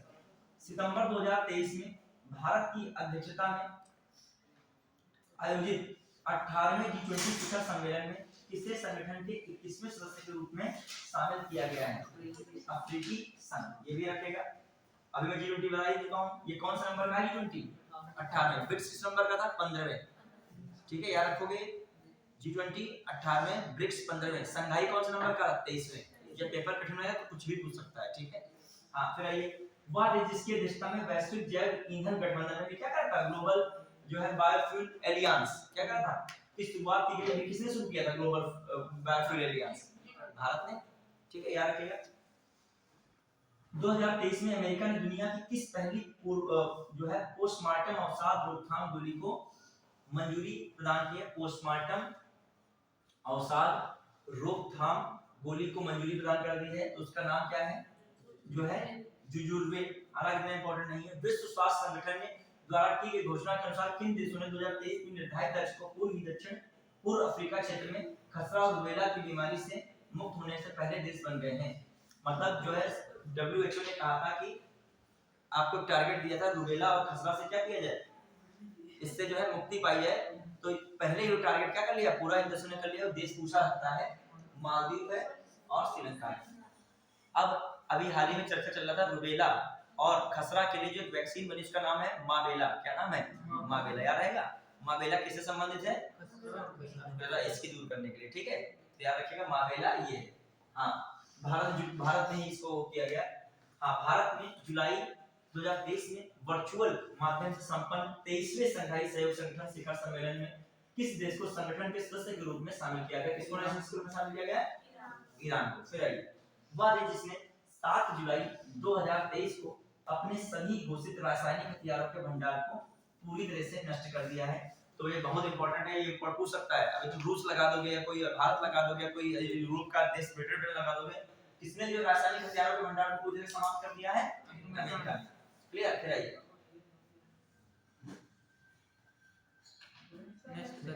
अच्छा ये है दूसरे इसमें आएगा। चलिए फिर आइए, जुलाई 2023 में भारत अमेरिका ने अवैध और खतरनाक दवाओं की तस्करी रोकने के लिए संयुक्त रूप से किस अभियान को चलाया? बहुत इंपॉर्टेंट है ये। वह यहाँ ये तरह थोड़ी लिख के आएगा सीधे। ऑपरेशन बॉर्डर स्वाड क्या है? ऑपरेशन बॉर्डर स्वाड क्या है? तो भारत अमेरिका द्वारा जो है तस्करी दवाओं इत्यादि पर रोक लगाने के लिए क्या है? एक अभियान। भारत के साथ ऐसे आएगा जो है ऑपरेशन बॉर्डर स्वाड। हाल ही में एक दवाओं की रोकथाम के लिए भारत और किस देश के सहयोग से अभियान चलाया जा रहा है? तो वहां देश दे देगा कई सारे, केन्या, तंजानिया, श्रीलंका और अमेरिका। कौन लगाओगे? अमेरिका। फिर आइए, अगस्त को चक्रवाती तूफान ने जापान के दक्षिण कोरिया में भीषण तबाही मचाई है। कौन है? खानून। कौन तूफान है? जापान में भाई तबाही कौन मचा रहा है? खानून। अभी एक पड़े थे ताइवान में, कौन था? हर कोई था, ठीक है, वो था। और यहाँ पे कौन है? ठीक है। फिर आइए, अमेरिका में हवाई में अगस्त 2023 के पहले सप्ताह में आए किस तूफान ने जनजीवन को प्रभावित किया है? डोरा तूफान। किसने प्रभावित किया है? डोरा तूफान। किसने प्रभावित कर दिया? डोरा। तो याद रखिएगा, अमेरिका के हवाई में जो पहले सप्ताह में किस तूफान ने जनजीवन को प्रभावित किया है? डोरा तूफान। याद रखिएगा। फिर आइए, जुलाई 2023 को आए तालिम चक्रवाती तूफान से कौन सा देश प्रभावित हुआ है? चीन। जो कितने इंपॉर्टेंट चल रहे हैं तूफान। अमेरिका में कौन? डोरा। फिर इससे ऊपर कौन था? कौन था? खानून था। खानून किससे शामिल था? जो आपका जापान के बाद दक्षिण कोरिया। जापान दक्षिण कोरिया कौन है? खानून चल रहा है। फिर अमेरिका का हवाई युद्ध जो है वहां पे कौन चल रहा है? डोरा। और तालीम कहाँ का है? चीन। ठीक है। फिर आइए, अगस्त 2023 में दक्षिण अफ्रीका में 15वें ब्रिक्स शिखर सम्मेलन की थीम थी, देख लेना, ब्रिक्स और अफ्रीका पारस्परिक रूप से त्वरित विकास, सतत विकास और समावेशी। ठीक है। अब देखो, आपको कुछ नहीं याद रखना है, केवल त्वरित विकास, समावेशी विकास और सतत विकास, ऐसे याद रखिए शॉर्टकट। त्वरित विकास, सतत विकास और समावेशी, बहुपक्षीय ये सब लिखा है, तो समावेशी विकास शॉर्टकट में विकास है, तीनों याद रखो, त्वरित, सतत और समावेशी। बस 3 वर्ड याद रखिएगा, थीम लगा देगा, वरना कंफ्यूज होगे। अब आइए इसको जल्दी से देख आते हैं। इसको देखें, आर्थिक वाला जो मैटर है उसको भी देखते हैं।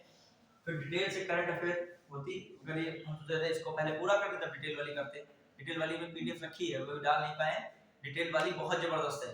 डिटेल का जो मैंने एक पढ़ा था पार्ट आपको पहले, एक मैं आज व्हाट्सएप पे भेजूंगा, जो क्लास लगती है अगली मेरी, तो उसको मैं अपने तरीके से चर्चा कर दूंगा, बाकी आप लोग अपने एक बार देख लीजिएगा। ये क्लास लगे तो आप लोग देखिएगा, उससे रिलेटेड चीजें मैं बाद में बताऊंगा जब मैं यहाँ पे डिस्कस करूंगा। क्लियर? तो आप ये वो पढ़ डालेंगे पूरी, तो आपका एक एग्जाम के पीसीएस के एग्जाम के स्तर का क्या आपका राष्ट्रीय घटनाक्रम कवर हो जाएगा। देखो, हर मैगजीन अपने अपने प्रतियोगी परीक्षा के लिए जानी जाती है। अब जैसे स्पीडी है, वो वनडे एग्जाम एसएससी के लिए ठीक है, फैक्चुअल डायरेक्ट चीजें हैं, लेकिन जो ये घटना सार है, ई दृष्टि है, ये किससे ले सकती हैं? पीसीएस और समीक्षा अधिकारी के लिए ये उन्हीं चीजों को ज्यादा रखती हैं जो चीजें उसी से डिटेल ज्यादा रखती हैं। इनको पता है, इतना एक्सपीरियंस इन मैगजीन को हो चुका है, ये जानती है कि पैटर्न क्या है, आयोग बार-बार किन चीजों को क्या करता है, पूछता है, ठीक है। तो ये सब चीजें हैं। अब मैगजीन आप पढ़े डाल रहे हो, क्रॉनिकल के टाइम नहीं है, पूरा महीना महीना भर क्रॉनिकल कहाँ पढ़ पाओगे बताइए। जो आप पीएचडी करने लगो क्या, मेन सारी चीजें मीचोंग तूफान उफान सब छूट छाट जाएगा, बस मेन चीजें छूट जाएंगी। वहाँ डायरेक्ट क्वेश्चन आ जाएगा समीक्षा अधिकारी में। तालिम तूफान जो है अभी कौन सा देश प्रभावित हुआ है, तुम पीएचडी जानते हो सारे तूफानों की, लेकिन तालिम नहीं जान पा रहे हो। तालिम किससे, चाइना से, बस बात खत्म थी। एक बच्चे ने बड़ा कूल होकर लगा दिया, पढ़ा था तालिम तूफान किससे, चाइना से। अब यहाँ पे आप ही देखें, दिसंबर 2023 में किस भारतीय बैंक ने देश के सौर परियोजनाओं को बढ़ावा देने के लिए जर्मन विकास बैंक के साथ 70 मिलियन यूरो की लाइन ऑफ क्रेडिट पर हस्ताक्षर किए हैं। State bank of India. याद रखिएगा, थोड़ा सा आर्थिक आपको कठिन लगेगी। किस भारतीय बैंक ने देश में सौर परियोजनाओं को बढ़ावा देने के लिए, किसकी परियोजनाओं को, सौर परियोजनाओं को बढ़ावा देने के लिए जर्मन विकास बैंक के साथ 70 मिलियन यूरो की लाइन ऑफ क्रेडिट पर क्या किया है, हस्ताक्षर किया है।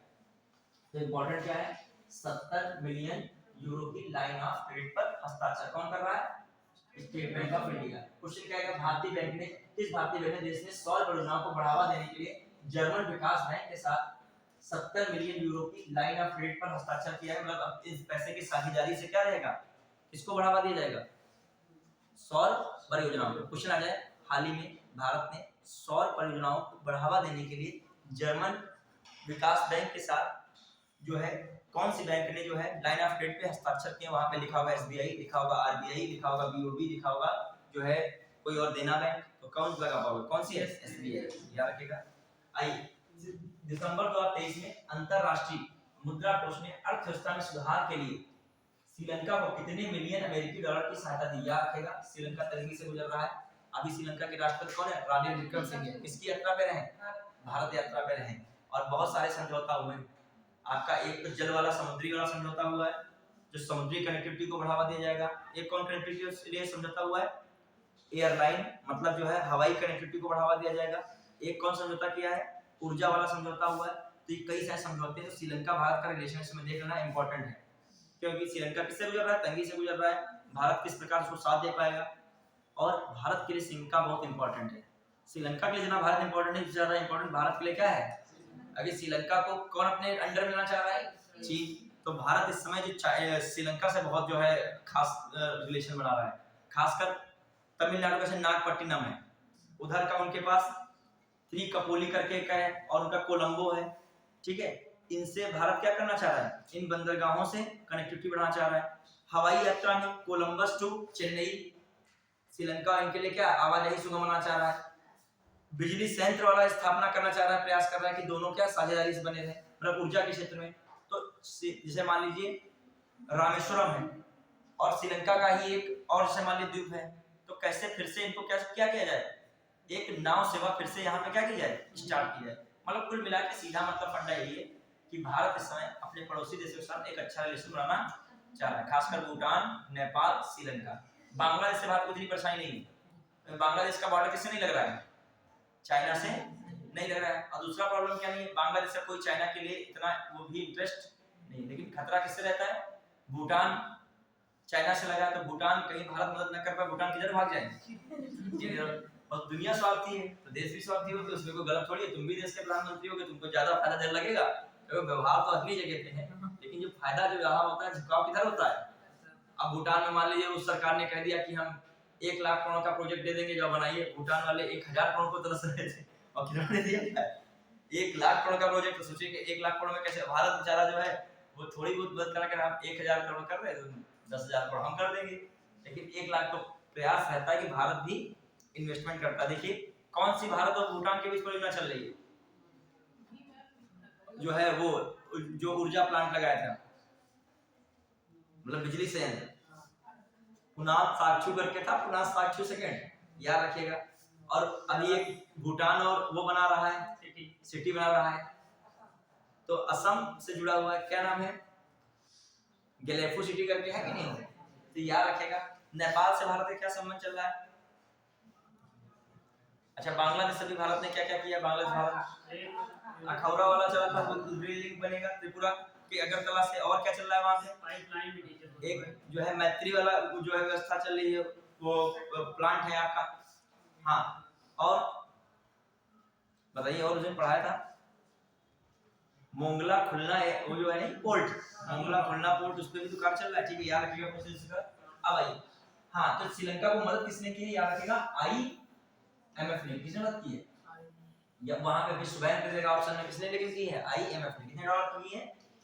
फिर विश्व बैंक द्वारा जारी प्रवासन और विकास रिपोर्ट के अनुसार वर्ष 2023 में प्रवासियों से धन प्राप्ति के मामले में कौन सा, इससे बहुत इंपॉर्टेंट क्वेश्चन है, जो रेमिटेंस से कहते हो, क्या कहते हो, रेमिटेंस, मतलब जो भारतीय प्रवासी कहीं जाते हैं और वहां से पैसा कमा के कहां भेजते हैं, भारत में, उसे क्या कहते हो, रेमिटेंस, प्रेषण कहते हो, ठीक है।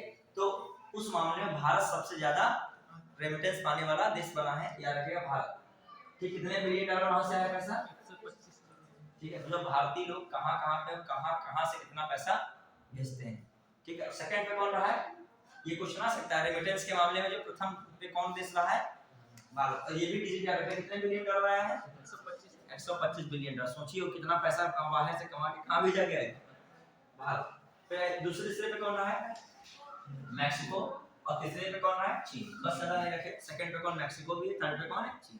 फिर आइए, हाल ही में किस बैंक ने मास्टर कार्ड के सहयोग से युवा केंद्रित पहला स्वाइप क्रेडिट कार्ड लॉन्च किया है, IDFC first bank, IDFC first bank तैयार किया, किस बैंक ने मास्टर कार्ड के सहयोग से युवा केंद्रित पहला स्वाइप कार्ड, समझ पा रहे हो, युवा केंद्रित पहला स्वैप कार्ड जो है लॉन्च किया है, युवा केंद्रित स्वैप कार्ड याद रखेगा, ठीक है। तो किसने ये लॉन्च किया है, IDFC, वहां पे ICIC ना लगा दीजिएगा, वहां पे HDFC ना लगा दीजिएगा, कौन लगाओगे, IDFC। हाल ही में नीति आयोग द्वारा, ये मैंने चर्चा कर रहा था, हाल ही में नीति आयोग द्वारा एस्पिरेशनल ब्लॉक प्रोग्राम की पहली डेल्टा रैंकिंग में शीर्ष स्थान किस ब्लॉक को मिला है, तेलंगाना की तिरयानी कुमरम भीम ब्लॉक, इंपॉर्टेंट है। अभी नीति आयोग की डेल्टा रैंकिंग आई थी कि नहीं आई थी, उसमें मैंने कौन सी चीजें बताई थी, एक तो बताया था एस्पिरेशनल ब्लॉक प्रोग्राम, दूसरा क्या बताया था, अचीवर्स डेवलपमेंट प्रोग्राम आया था, ADP, जो है आपका एस्पिरेशनल ब्लॉक प्रोग्राम में किसको फर्स्ट ब्लॉक का दर्जा दिया गया है, तिरयानी कुमरम भीम ब्लॉक, कहां का है, तेलंगाना का, किस जिले में, आसिफाबाद जिले का। सेकंड पे कौन रहा था, कौशाम्बी, और कौशाम्बी ब्लॉक कौशाम्बी जिला में। फिर जो हम लोग देखें, जो अचीवर्स ऑफ डेवलपमेंट प्रोग्राम का जिला कौन सा टॉप दिया गया है, शहर कौन सा दिया गया, बताइए आपको शहर में कौन फर्स्ट रहा है, रायगढ़ रहा है कि नहीं, उड़ीसा कौन, रायगढ़, उड़ीसा कौन रहा है, रायगढ़। और जो सेकंड पे कौन रहा है, सेकंड पे कौन रहा है, जमुई, जमुई कहां का, बिहार का, भूल जाते तुम लोग, देखो हम भी तुम्हारे साथ ही वो चीज पढ़ते हैं, हम याद रख लेते हैं, तुमको क्या दिक्कत होती है, रिकॉल किया करो, बुक तो वही है, किताबें वही है, सब चीजें वही रहती हैं, बस याद करने का रखा करो। आइए, जब कोई दोबारा कोई चीज पढ़ो तो ये नहीं है कि दोबारा पढ़ने पे उसको मत लिखो, दोबारा तो जरूर लिखो, जब बच्चा नहीं लिखता है वही टाइम तो लिखने वाला होता है। जैसे मान लीजिए किसी टीचर ने आपको वर्ड ज्योग्राफी पढ़ाया, आपने पढ़ा नहीं दिया झीले, अब मान लीजिए कहीं भी कोई टीचर पढ़ा रहा है या वही टीचर पढ़ा रहे हैं, बोल गए हैं, या कोई दूसरे टीचर का कुछ ऐसा टॉपिक का डिस्कशन करने लगा, तो उसको जरूर लिखो, क्यों, क्योंकि सेकंड थर्ड फोर्थ टाइम जो लिखा था वही दिमाग में क्या होता है। हम ऐसे देखें पॉलिटिक्स में 5-6 बार नोट्स इसे अजर्रा में बना चुके हैं, जब पढ़ते नहीं बनाते हैं, और जब पढ़ते तो लगता है तो हम बार बार लिखें बैठे क्या लिखें, जो ये जिस दिन सोच लिया उस दिन से हमारा उल्टा गिनती शुरू हो जाएगी, मतलब हम भूलना। अभी आप और बच्चा क्या करता है नया वाला, वो कॉपी बड़ी मेंटेन रखता है, कहता है जीवन काल में हम केवल एक ही कॉपी पॉलिटिक्स बनाएंगे, दूसरी हम बनाएंगे नहीं, पहली भूल जाओ गई कॉपी, फिर दूसरी फिर बनाओ, अगला तीसरी कॉपी फिर बनाओ, अभी 4-4 6-6 बार एक सब्जेक्ट के नोट्स बनाओगे तब तुम्हारे यहाँ पर अंकित होगा, तब वहां पे तुम्हारे कैस्पियन सागर ब्लैक सी वगैरह चलेगा दिमाग में, क्लियर। वरना क्या एक बार बनाया तुमने तो उतर गया, अभी तुम लोग पढ़े तो बैठे हो, जब कभी डिस्कशन हो तब उसको दिमाग में पूरा रिकैप करने का प्रयास करो। हाँ आइए, नवंबर के आखिरी सप्ताह में जारी स्विस बैंक की UBS मिलेनियम MB, कोई दिक्कत नहीं, स्विस बैंक की रिपोर्ट में भारत में अरबपतियों की संपत्ति में एक वर्ष में कितने प्रतिशत की कमी देखी गई है, कितने परसेंट देखी गई है, अरबपतियों की जो है कमी कितने परसेंट देखी गई, 10.9, याद रख सकते हो। इस रिपोर्ट में भारत में अरबपतियों की संख्या 154 से घटकर कितनी हो गई, 153, उनकी संपत्ति 715 से, ठीक है, कितनी हो गई, 637.1 करोड़, इतना याद मान रखिएगा, इतना याद रखिएगा, अरबपतियों की संपत्ति में कितने परसेंट कमी हो गई, 10.9% की। नवंबर 2023 में महीने में GST कलेक्शन 15% बढ़ोतरी के साथ किस स्तर पर पहुंच गया है, आप देखो, आप क्वेश्चन आएगा जीएसटी कलेक्शन कितना पहुंचा है, तो वहां पे अप्रोक्सीमेट देख लीजिएगा, एक बार क्वेश्चन आ चुका है, ये तो बदलता रहता है डाटा रोज, लेकिन अप्रोक्सीमेट याद रखिए। मान लीजिए उसने कहा 2 लाख के अंदर, 2 लाख से ऊपर, ऐसे क्वेश्चन आया था, पूछा गया जीएसटी कलेक्शन कितना हुआ, क्वेश्चन कैसा आया, 2 लाख के ऊपर, उस समय 1 लाख के आसपास था, तो कहा 1 लाख से ऊपर, फिर क्वेश्चन आया 3 लाख से ऊपर, 50,000 से ऊपर, ऐसे दे देगा। तो आप बता दो कितने से अंदर है, 2 लाख से अंदर और 1.5 लाख से ऊपर, ऐसे क्वेश्चन आता है। आप लगे उससे इसको याद करने, इसको मतलब नहीं याद नहीं करो, बस इसे दिमाग में रख लीजिए डाटा। आइए, वह स्कीम जिसने हाल ही में कॉर्पोरेट गवर्नेंस 2023 के उत्कृष्टता के लिए गोल्डन पीकॉक अवार्ड जीता है, कॉर्पोरेट गवर्नेंस याद रखिए, एचडीएफसी ने कौन जीता है, कॉर्पोरेट गवर्नेंस 2023 के लिए एचडीएफसी ने क्या जीता, एचडीएफसी लाइफ। क्लियर? फिर आइए देखते चल रहे हैं, हाँ अभी टाइम है, आपका कवर होगा, इस थोड़ा सा स्पीड से हम लोग रखेंगे। हाल ही में ग्लोबल रेटिंग एजेंसी S&P ने वर्ष 2024 के लिए भारतीय राजस्व की विकास दर को पूर्व के 6% से संशोधित कर कितना कर दिया है। हाल ही में ग्लोबल रेटिंग एजेंसी S&P ने भारतीय अर्थव्यवस्था की विकास दर को पूर्व के 6% से संशोधित कितना कर दिया, 6.4। बस इसे याद रखिएगा केवल। वह जो हाल ही में अपने सभी जिलों में गोल्ड मार्किंग सेंटर खोलने वाला भारत का पहला राज्य बना केरल। उसने सोने के मामले में क्या किया, गोल्ड के मामले में सब जगह गोल्ड मार्किंग की व्यवस्था कर दी है। तो गोल्ड की शुद्धता और गुणवत्ता के लिए क्या किया था, गोल्ड मार्किंग। तो क्वेश्चन आ सकता है भारत का कौन सा राज्य है जिसने सभी जिलों में गोल्ड मार्किंग की व्यवस्था कर दी, कौन है, केरल। ऐसे क्वेश्चन आ सकता है, ठीक है। फिर आइए 8 दिसंबर 2023 को जारी आरबीआई, सोचो केरल में 1 लाख करोड़ का जो है गोल्ड परचेज किया जाता है, मतलब जो है खरीद फरोख्त होती है 1 वर्ष में। तो सोचो मतलब कितना गोल्ड पे क्या होता है, ये गोल्ड को खाने की चीज है क्या, सारे लोग पहने मिल जाएंगे, ठीक है। सोचिए जरा, गोल्ड ना कोई खाने की चीज है ना, गोल्ड बिना कुछ ऐसा अटका हुआ है कि आप यदि गोल्ड की चैन नहीं पहन के पढ़ोगे तो पढ़ाई नहीं हो पाएगी। यह गोल्ड जो है, मतलब तब भी लोग, कितना लोगों के पास क्या है, पैसा है, कि तभी तो गोल्ड की। अब देखिए धनतेरस या कोई आपका पर्व आता है तो कहते हैं ना बहुत गरीबी है, सब जब बातें किया करते हैं, तो उस दिन का है सबके अमीरी आ जाती है, ठीक देखा है। तो ये सब चीजें देखा, सब दुकानदार गोल्ड वाले से पूछो तो बताएगा पता नहीं कितने का गोल्ड बिक गया है, ठीक है। हाँ चलिए, तो आइए फिर क्या है, जारी आरबीआई की त्रैमासिक मौद्रिक नीति समीक्षा में चालू वित्त वर्ष के लिए देश की आर्थिक वृद्धि दर कितना अनुमानित की गई। देखो ये इसलिए पढ़ लीजिएगा, क्यों, क्योंकि जो बच्चे ये त्रैमासिक मौद्रिक नीति आई है, और कब आई है, दिसंबर में। तो आपका एग्जाम तो अभी है फरवरी में, तो समझो मार्च तक तो ये फिक्स है, तो पूछ सकता है। तो इसकी याद रखिएगा क्या है, त्रैमासिक मौद्रिक नीति समीक्षा में चालू वित्त वर्ष में देश की आर्थिक वृद्धि कितनी आई है, बस याद रखिएगा आर्थिक वृद्धि कितनी आई, याद रखिएगा क्वेश्चन आ सकता है। अभी आरबीआई की त्रैमासिक मौद्रिक नीति है, तो कितना जो है आर्थिक वृद्धि है 7%। क्लियर?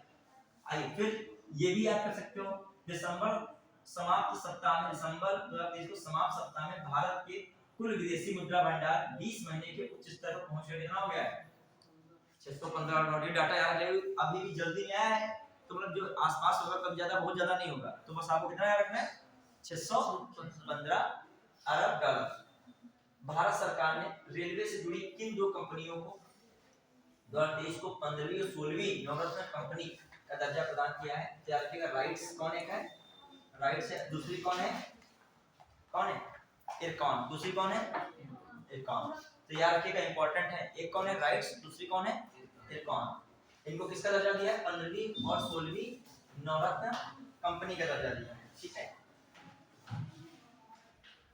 बताइए हेलो, अभी ये बात पढ़ेंगे, क्लास पढ़ा रहे हैं, ठीक है। हाँ क्या है आपका, क्या मामला है कि भारत सरकार ने रेलवे से जुड़ी 2 कंपनियों 15वीं और 16वीं नवरत्न कंपनी का दर्जा प्रदान किया है। तो कौन सी है, राइट्स है, दूसरी कौन है इरकॉन। इरकॉन पूछा गया कोई एग्जाम में, हाल ही में क्वेश्चन आया है कि जो है जो अभी अंतिम बनी कौन सी यहाँ पर है, 16वीं नवरत्न कंपनी कौन बनी है, इरकॉन। और आप उससे पहले वाला भी याद रखिएगा राइट्स, फुल फॉर्म देखिएगा जो है technical and economic service limited, ठीक है। फिर आइए इसका इरकॉन भी देख लीजिए।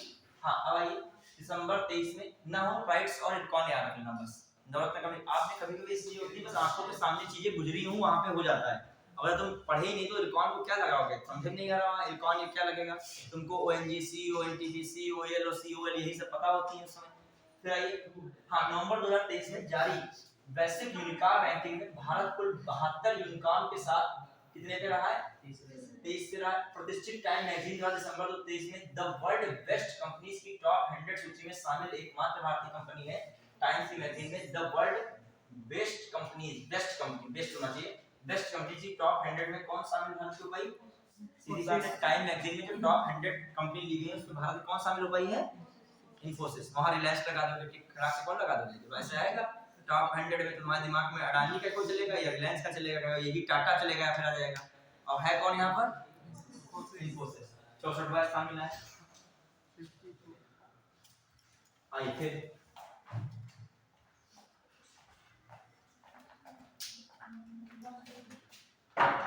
टाइम और स्टेटिस्टा द्वारा तैयार इस सूची की सिर्फ 4 कंपनियां क्रमशः कौन है? अब आ जाएगी टाइम मैगजीन में शीर्ष कंपनी को कौन स्थान दे दिया गया, ये भी याद रखेगा। माइक्रोसॉफ्ट है, एप्पल है, अल्फाबेट है, याद रहेगा। माइक्रोसॉफ्ट ही है, एप्पल है और अल्फाबेट है और मेटा, याद रखेगा। नवंबर 2023 में रिपोर्ट के अनुसार किस भारतीय शहर में सर्वाधिक संख्या में महिला स्टार्टअप आए थे? ये भी क्वेश्चन पूछ सकता है। स्टार्टअप एक तरह से बिजनेस होता है, अपना जो है बिजनेस करिए, कुछ ना कुछ सेल्फ जो है बिजनेस कीजिए, उसमें गवर्नमेंट प्रयास करती है आपको क्या दिया जाए, सपोर्ट दिया जाए। तो सबसे महिला स्टार्टअप कहाँ के हैं? बेंगलुरु। अभी सबसे बड़ा रेलवे सर्कुलर कहाँ पर बनाया जा रहा है? बेंगलुरु, याद रखेगा। और बताइए बेंगलुरु के बाद खास बात अभी जो है एक अभी आया था वर्ल्ड सिटी कल्चर फोरम में कौन सा पहला भारत का जो है शहर शामिल हुआ है? वर्ल्ड सिटी कल्चर फोरम, उसमें भी कौन शामिल हुआ है? बेंगलुरु। ध्यान रखिएगा, वर्ल्ड सिटी कल्चर फोरम, ठीक है, सब चीजें ध्यान रखिएगा। हाँ, 2023 में जकोटा जो है वित्तीय संस्थानों के लिए प्रौद्योगिकी का डिजिटल परिवेश तैयार करने वाला मंच ने एमएसएमई आर्थिक गतिविधि सूचकांक संपूर्ण किसके सहयोग से लॉन्च किया है? याद रखिएगा सीडीबी, याद रखिएगा। संपूर्ण जो है, संपूर्ण क्या है, क्या है जो लॉन्च किया गया जकोटा, किसके लिए? वित्तीय संस्थानों के लिए प्रौद्योगिकी का डिजिटल परिवेश तैयार करने वाला मंच। वित्तीय संस्थानों के लिए क्या है? प्रौद्योगिकी का डिजिटल परिवेश तैयार करने वाला मंच है। तो ये कौन है? इसका नाम है सीडीपी। क्या नाम है? सीडीपी। क्लियर? यार संपूर्ण पूछ सकता है, संपूर्ण किसके सहयोग से? एमएसएमई आर्थिक गतिविधि सूचकांक संपूर्ण किसके सहयोग से लॉन्च किया गया है? तो ये क्या है? एमएसएमई आर्थिक गतिविधि सूचकांक, उसका नाम क्या है? संपूर्ण किसके सहयोग किया गया है? सीडीपी। अभी नवंबर 2023 में इससे आरबीआई को कार्यकारी निदेशक नियुक्त किया गया है। आरबीआई का कार्यकारी निदेशक कौन है? मनोरंजन मिश्रा, ठीक है। आरबीआई के कौन है? कार्यकारी निदेशक है। दूसरी बात, आरबीआई के अध्यक्ष कौन चल रहे हैं? शशिकांत दास। मतलब अध्यक्ष कौन है? गवर्नर कौन चल रहे हैं? शशिकांत दास, ठीक है, याद रखिएगा। हाँ, फिर प्रथम सप्ताह नवंबर 2023 के प्रथम सप्ताह में बेंगलुरु में आयोजित इंडिया मैन्युफैक्चरिंग शो की थीम क्या है? Made in India, made for the world. याद रखिएगा, जो इंडिया मैन्युफैक्चरिंग, आपसे तो यही क्वेश्चन पूछ लेगा, इंडिया मैन्युफैक्चरिंग शो कहाँ चल रहा है? कहाँ पर? बेंगलुरु में। फिर पूछ सकता है क्या, मेक इन इंडिया, इसकी थीम वो क्या है, टाइटल क्या है? Make in India, make for the world. फिर आइए, प्रधानमंत्री नरेंद्र मोदी ने दिसंबर 2023 में समाप्त होने वाली प्रधानमंत्री गरीब कल्याण अन्न योजना का विस्तार कब तक बढ़ाने की घोषणा की है? 2028 तक हो गया, ठीक है। हाँ, 2028 तक हो गए। प्रधानमंत्री गरीब अन्न कल्याण योजना को, अन्न कल्याण योजना में फायदा लीजिए, सरकार की लाभ लीजिए इस स्कीम का, ठीक है। भारत के पास अन्न हो रहा है तभी तो गरीब कल्याण का, गरीबों का कल्याण हो रहा है। यदि आकर गेहूं नहीं मिलते पाओगे, गेहूं क्या? जब कोविड था उस समय भारत ने सबसे ज्यादा इधर उधर बांटा है, और भारत ने कोविड को एक चुनौती की जगह क्या बनाया? उसको अवसर बनाया। और तभी से देखा जाए कोविड में बहुत सारे देशों का मामला डाउन हो गया, भारत जो वहां से थोड़ा बहुत क्या बना ले गया, भले यहाँ की स्थितियां कुछ गड़बड़ाई हो, लेकिन फिर भी भारत क्या बना लेगा? एक विश्व में एक ऐसी छवि बना लेगा कि भारत जो है भूखे आसपास वाले देशों को भी मरने नहीं देगा, ठीक है। सारे काम बंद हो गए थे, लेकिन कृषि वाला काम नहीं, एग्रीकल्चर बंद नहीं सकता है, वो तुम लोग संभाले हुए हो, ठीक है। हाँ, ठीक है, चलिए। लेकिन समस्या गांव में ये आ रही है, गांव के अधिकांश लोग शहरों के पलायन कर रहे हैं। ये सभी लोग शहरों के पूरी तरीके से पलायन कर जाएंगे तो एग्रीकल्चर सेक्टर पे क्या पड़ेगा? प्रभाव पड़ेगा, ठीक है। तो फिर दिक्कतें ज्यादा बढ़ेंगी। अभी बिना एग्रीकल्चर मेहनत किए, बिना उसकी देखरेख के आपका एग्रीकल्चर सेक्टर क्या नहीं बढ़ नहीं सकता है। तो शहर से बैठ के हम अपने खेतों को रेगुलेट करें, चलाएं, नहीं संभव है। क्रॉप्स नहीं उस हिसाब से उसका जो है प्रोडक्शन हो पाएगा, ठीक है। हाँ ड्रोन आ है ड्रोन टेक्नोलॉजी ठीक, छिड़काव के लिए मैंने देखा है कि वो जो होता है छिड़काव ड्रोन वगैरह से किया जा रहा है, ठीक है। रखवाली भी हो जाती है। रखवाली, ठीक है, चलिए सब हो जाएगा, लेकिन गांव में ना रहना पड़े। चलिए, गांधी जी का क्या सेंटेंस है, भारत कहाँ बसता है, गांव में बसता है। अभी जो हाल ही रिपोर्ट बाघ रिपोर्ट आई है, याद है बाघ टाइगर रिपोर्ट 2018 के बाद अब कौन सी आई है, 2022 में, 4 साल बाद आती है। तो क्वेश्चन क्या आ सकता है, टाइगर रिपोर्ट से भी एक क्वेश्चन मतलब आ सकता है, पूछा जा सकता है, बिल्कुल मतलब सीधे आंखों के सामने ही वहां होगा। तो कभी ये क्या हो गया, ये कौन चीज पूछ रहा है, क्योंकि आप टाइगर रिपोर्ट ढंग से पढ़ के नहीं जा रहे। तो अगली वाली करंट अफेयर में ये सब चर्चाएं हैं, जितनी भी मेन रिपोर्ट है उसमें सब हो जाएगा, जितना राष्ट्रीय में आया है। अब मैं एक ऐसे क्वेश्चन पूछ लेता हूँ, ये तो आपका एनवायरनमेंट का क्वेश्चन, मैं करंट नहीं पूछा, करंट से जोड़ के एनवायरनमेंट पूछ रहा हूँ। पता है जब मैं करंट की कोई चीज आ जाती है, टाइगर अगर जैसी चीजें, तो मैं उसको किससे जोड़ देता हूँ, थोड़ा सा एनवायरनमेंट से। अब आइए, जब मैं बताता हूँ टाइगर रिपोर्ट, तो टाइगर रिपोर्ट को जारी कौन करता है, क्वेश्चन डायरेक्ट ऐसे ही आ गया, एनटीसीए करती है, कौन, national tiger conservation authority, NTCA कर रही है। अब आइए, एनटीसीए ने जो टाइगर रिपोर्ट जारी की है, तो इसमें कितने टाइगर बताए हैं इस समय वर्तमान में,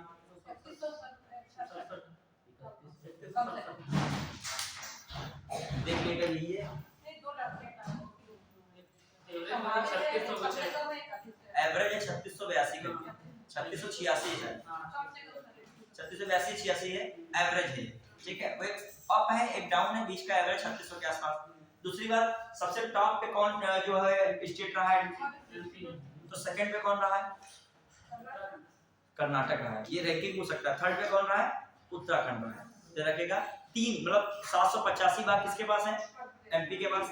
फिर 563 पे कौन रहा है, कर्नाटक, और 560 पे कौन रहा है, उत्तराखंड। अपना यूपी में कितने बाघ हैं, 205, ये भी ध्यान रखिएगा। प्लस एक और चीज, सबसे ज्यादा टाइगर वाला जो है आपका टाइगर रिजर्व कौन घोषित हुआ है, सबसे ज्यादा टाइगर रिजर्व किस टाइगर रिजर्व में, सबसे समझ पाए कि नहीं बच्चे, कार्बेट टाइगर रिजर्व कौन है, कार्बेट में सबसे ज्यादा टाइगर पाए गए, समझ रहे कि नहीं, भले उत्तराखंड में थर्ड नंबर पे, लेकिन सबसे ज्यादा कहां पे टाइगर, कार्बेट टाइगर। तो आपका ये सब चीजें आपको कवर करनी पड़ेगी, वरना गड़बड़ा जाएंगी चीजें, क्लियर।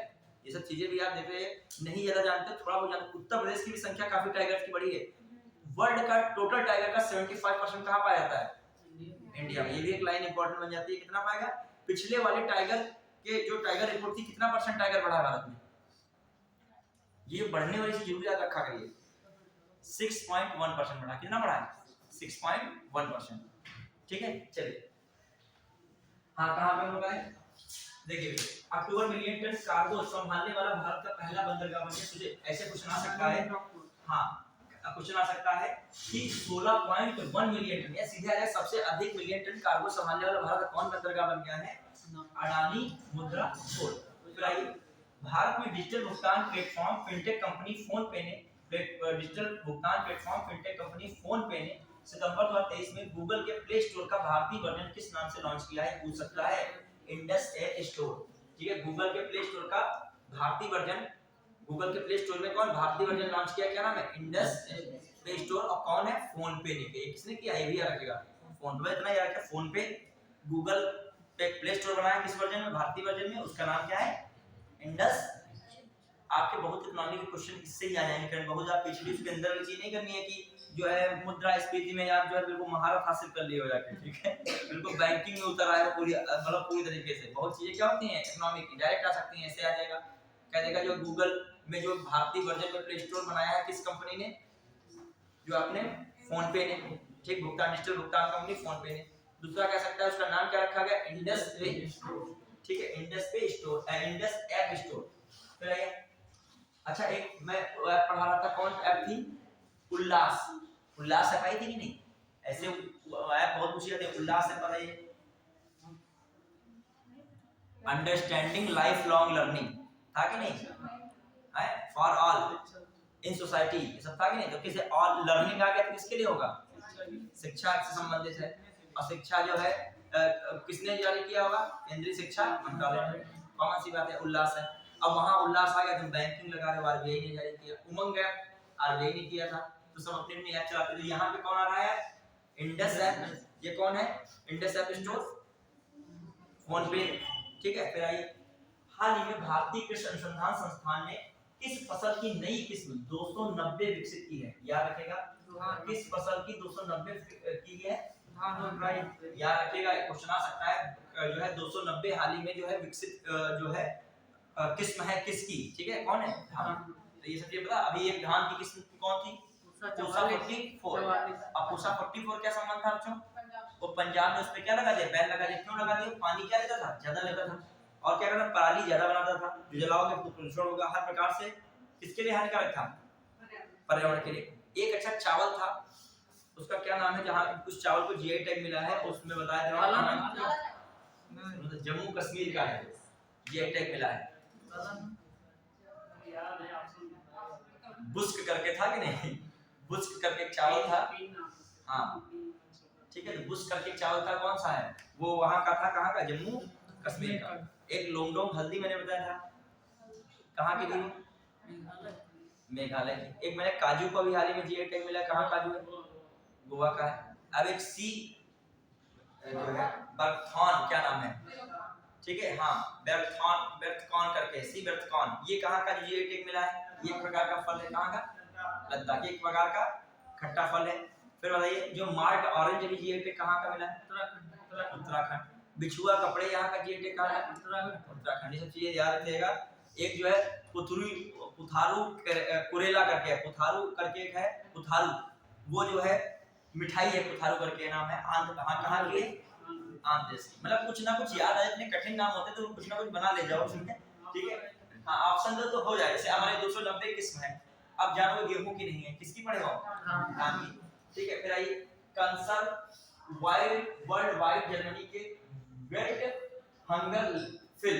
आप किसी से पूछो हंगर इंडेक्स की जारी कौन करता है, तो पगला जाके बता नहीं पाएगा। देखिए क्या है, कंसर्व वर्ल्ड वाइड और जर्मनी के वेट हंगर फिल। तो वेट हंगर ये पूछा तो नहीं जाता, ठीक है। कौन जारी करता है? जो हमसे एक बार एक व्यक्ति ने पूछा था हमारी परीक्षा लेने के लिए, ये कहीं पूछा भी अभी तक नहीं गया है कभी। ये हंगर इंडेक्स जारी करता कोई नहीं, ज्यादातर जर्मनी की संस्था है, वो रैंक पूछता है। जारी करने वाली चीजें अलग होती हैं, जो वो पूछी जाती हैं, जो अदर वाले संस्थान पूछे जाते हैं। शांति सूचकांक है, जो है लोकतंत्र सूचकांक है, ये सब पूछा लगता है। तो ये याद रखिएगा, बहुत इंपॉर्टेंट है। ये इंडेक्स पूछा जाएगा कोई ना कोई एग्जाम में। ग्लोबल हंगर इंडेक्स इंडिया की रैंकिंग नहीं है 111। और एक चीज और, ये जो करंट अफेयर बिल्कुल लेटेस्ट है, समझ लो दिसंबर तक है। देखो 25 दिसंबर तक, समझ लो, मतलब जनवरी ही छोड़ के तो जनवरी तक में आ गए वो हिसाब से, ठीक है। फिर आइए, फाइनेंशियल एक्शन टास्क फोर्स द्वारा अक्टूबर 2023 में किस देश को अपने ग्रे लिस्ट से बाहर कर दिया गया? अल्बानिया। बताइए अल्बानिया के बारे में बताइए। अल्बानिया की राजधानी क्या बच्चों? अल्बानिया की राजधानी, अल्बानिया किस महाद्वीप में आता है? अल्बानिया जो है किस महासागर के तट पर स्थित है? वर्ल्ड ज्योग्राफी इतना कैसे पढ़ लो, कोई देश चमकता हुआ दिख जाए, पूरी पीएचडी सी कर ले, ज्योग्राफिकल तो कर ही ले। अल्बानिया बच्चों तिराना इसकी राजधानी। क्या अल्बानिया की? तिराना है। ये किस महासागर के तट पर स्थित है? इस सागर के एड्रियाटिक सी। जब आप पढ़ोगे ना, इटली पढ़ोगे, ऐसे इटली है, इटली के पास ऐसे देश हैं वो सारे, याद कीजिए। ऐसे इटली के पास देश हैं वो कौन से कहते हैं? ये बीच में कौन पानी है? एड्रियाटिक सी का, याद आया? तो इधर वही सब स्लोवेनिया, ठीक है, वही आपका इधर साइड में। और कौन है इसका फेमस नाम है? बोस्नियो हर्जेगोविना, फिर क्रोएशिया, फिर यहाँ पर कौन है? मॉन्टेनेग्रो, ये सब है कि नहीं? और यहाँ पर कौन है? अल्बानिया। और अल्बानिया और इधर इटली, इनके बीच में जलसंधि है, अल्बानिया इनके बीच, और ट्रेटो जलसंधि। कौन सी है? और ट्रेटो। यहाँ पर पानी किसका है? एड्रियाटिक सागर का। और यहाँ पर पानी किसका है? इजियन सागर का। किसका है? इजियन सागर। चलिए ठीक है, हम तो वर्ल्ड ज्योग्राफी में जब कोई भी चीज आती है तो हम पूरा कनेक्ट कर देते हैं पीछे से इसको, क्लियर। अब बच्चों कौन बताए करंट अफेयर में सर हमको यही पढ़ाते हैं, हम जो है चीजें बहुत सारी डायनेमिक कर देते हैं। अब पूछ लिया जाए, अल्बानिया और इटली के बीच में जलसंधि पड़ती है, कौन है? और ट्रेटो। और ट्रेटो जलसंधि किसको जोड़ती है? एड्रियाटिक सागर उधर है, इधर कौन है? इजियन सागर। कौन है? इजियन सागर, क्लियर। और इटली का जो वेस्ट एरिया है वो पूरा का पूरा किससे घिरा हुआ है? एड्रियाटिक। इसी में एक नदी गिरती है, बहुत फेमस नदी एड्रियाटिक सागर में गिरने वाली, पो नदी। कौन है? क्वेश्चन आता है इटली की गंगा किस नदी को कहते हैं? पो नदी को। लैम्बोर्डी का मैदान जो है फेमस है, गेहूं बहुत होता है वहां पे, तो कहां पे, किस नदी किनारे? पो नदी किनारे, ठीक है। चलिए हाँ, आइए कहां पे लोग पढ़ रहे हैं। जब हम वर्ल्ड ज्योग्राफी पढ़ाते हैं हमको ये लगेगा कि वर्ल्ड ज्योग्राफी टीचर है, लेकिन जब अभी जो पढ़ो कायदे से पढ़ो, वरना ना पढ़ो तो फंसता है नहीं। सच्चाई में बता रहा हूँ कि डीपली पढ़ोगे नहीं तो कुछ नहीं फंसेगा। यदि आप जल संधियां वही गिनी चुनी बेरिंग और यही जिब्राल्टर पढ़ के जाओगे, मतलब जिब्राल्टर बेरिंग बहुत बार पूछ चुका है। पूछ तो अच्छी बात है, भाग अच्छी सब कर ले जाएंगे। वो पूछेगा मैसिना, वो पूछेगा मोकल जो है बोनियो फासियो, पूछेगा कैरिज, पूछेगा डार्डेनलेस जल संधि, मतलब जो तुम जल्दी सुने नहीं होगे वही पूछेगा जल संधियां। अब आप हम जो पढ़ाते हैं इसको कभी जो कहीं पढ़ाए उसमें तो हम 10-12 जल संधियां, 10-12 क्या 10-12 तो मैं नॉर्मल वाली कराता हूँ, फिर 10-12 ऐसे ही कराता हूँ, मतलब फिर तुमको विश्व में कई जल संधियां बाकी ही खोज के हम लाएंगे छोटी जल संधियां। और जब पढ़े ही हो तो एक बार जब 10 मिनट तुम खर्चे कर रहे हो तो 5 मिनट एक्स्ट्रा और दे दीजिए। बच्चे पढ़ाई में सोचते हैं कठिन चीज ना याद करें, थोड़ा सा टाइम बस देना होता है ना याद करो, लेकिन एक बार आंखों के सामने क्या कर लो, हल्का सा गुजार लीजिए। फिर आइए, भारत सरकार ने किस बोर्ड के गठन की सूचना जारी की है? मान लीजिए कह रहे मसाला में किस बोर्ड की जो है, अब मसाला में बहुत सारे होते हैं, मिर्च बोर्ड, हल्दी बोर्ड, ठीक है, फिर कहते धनिया बोर्ड में, ठीक है, तो वहां पे कहोगे ये क्या मसाला में कौन बोर्ड, हम तो मसाला बोर्ड हम तो लगाते हैं, लेकिन कौन बोर्ड जारी हो रहा है? राष्ट्रीय हल्दी बोर्ड। याद रखिएगा हल्दी का बहुत यूज है, दूध में डाल के हल्दी पी जाती है, सर्दी के लिए होता है, क्या फायदेमंद है? छोटा बढ़ाता है। हाँ, तो क्षमता बढ़ाता है। हल्दी का यूज सुंदरता के लिए भी किया जाता है, उपटन में हल्दी मिलाया जाता है ना, ठीक है चलिए। हाँ शादी तुम्हें याद है, शादी लगाए थे क्या बताइए? शादी यहाँ पर हो रही तो हल्दी चलेगी शादी में, नहीं इनको वहां से बता नहीं फोन कर रहे थे किसी को, लेकिन लगा नहीं है। रक्षा मंत्रालय ने बच्चों भारतीय सेना के 10 वर्ष की अवधि इलेक्ट्रॉनिक, ठीक है, फ्यूज की खरीद हेतु किस कंपनी के साथ 5300 करोड़ रुपए से अधिक का सौदा किया है? Bharat electronic limited. Electronic fuse भारी क्षमता वाली तोपों में उपयोग किया जाता है। तो क्वेश्चन आ जाए, हाल ही में भारी क्षमता वाली तोपों में यूज किया जाने वाला, उपयोग किया जाने वाला इलेक्ट्रिक फ्यूज का जो भारत ने करार किया है किस कंपनी से? Bharat electric limited. कितने करोड़ रुपए का? 53। और कितने वर्ष का है ये? 10 वर्ष। ये छोटी चीज पूछ रहा था, इलेक्ट्रिक फ्यूज ये पूछ रहा है तो हम तो अपने घर का इलेक्ट्रिक फ्यूज समझ रहे हैं, लेकिन ये इलेक्ट्रिक फ्यूज किसका है? तोपों का है, ठीक है। फिर आई दिसंबर 2023 में, अच्छा जो सिप्री की रिपोर्ट आई है उसमें सबसे ज्यादा विश्व में हथियार खरीदने वाला देश कौन बना है? इंडिया है। सबसे ज्यादा हथियार परचेज करने वाला, आयात करने वाला देश कौन है? ये छोटी छोटी चीजें तो मिस्टेक मत कीजिएगा, ठीक है।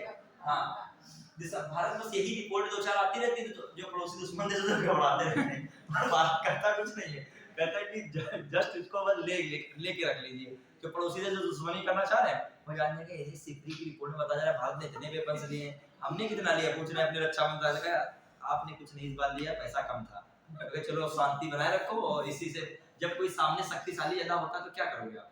भिड़ोगे तो है नहीं, तो उससे एक ही अच्छा, और जो शक्तिशाली तो भिड़ता भी नहीं है, तुमको दोनों तरफ बता रहा हूँ, शक्तिशाली व्यक्ति जल्दी किसी से भिड़ता नहीं, भिड़ते ज्यादा छोटे स्तर के लोग, जो छोटे स्तर का मतलब जो सबसे भिड़ते होंगे वही भिड़ते हैं। शक्तिशाली जब भिड़ता तो खत्म ही सामने लोग कर देता है, तो वो तो सबसे ज्यादा मित्रता बना के रखो, और जो छोटे उससे होते कम पावरफुल उनके पास एक ही ऑप्शन होता है कि शक्तिशाली चाहता है मित्रता बना, तो हाथ वो बढ़ा रहा है तो हमको और मुस्कुरा के क्या करना चाहिए? यही पूरी विदेश नीति सिर्फ चल रही है पूरे इंडिया या पूरे वर्ल्ड की।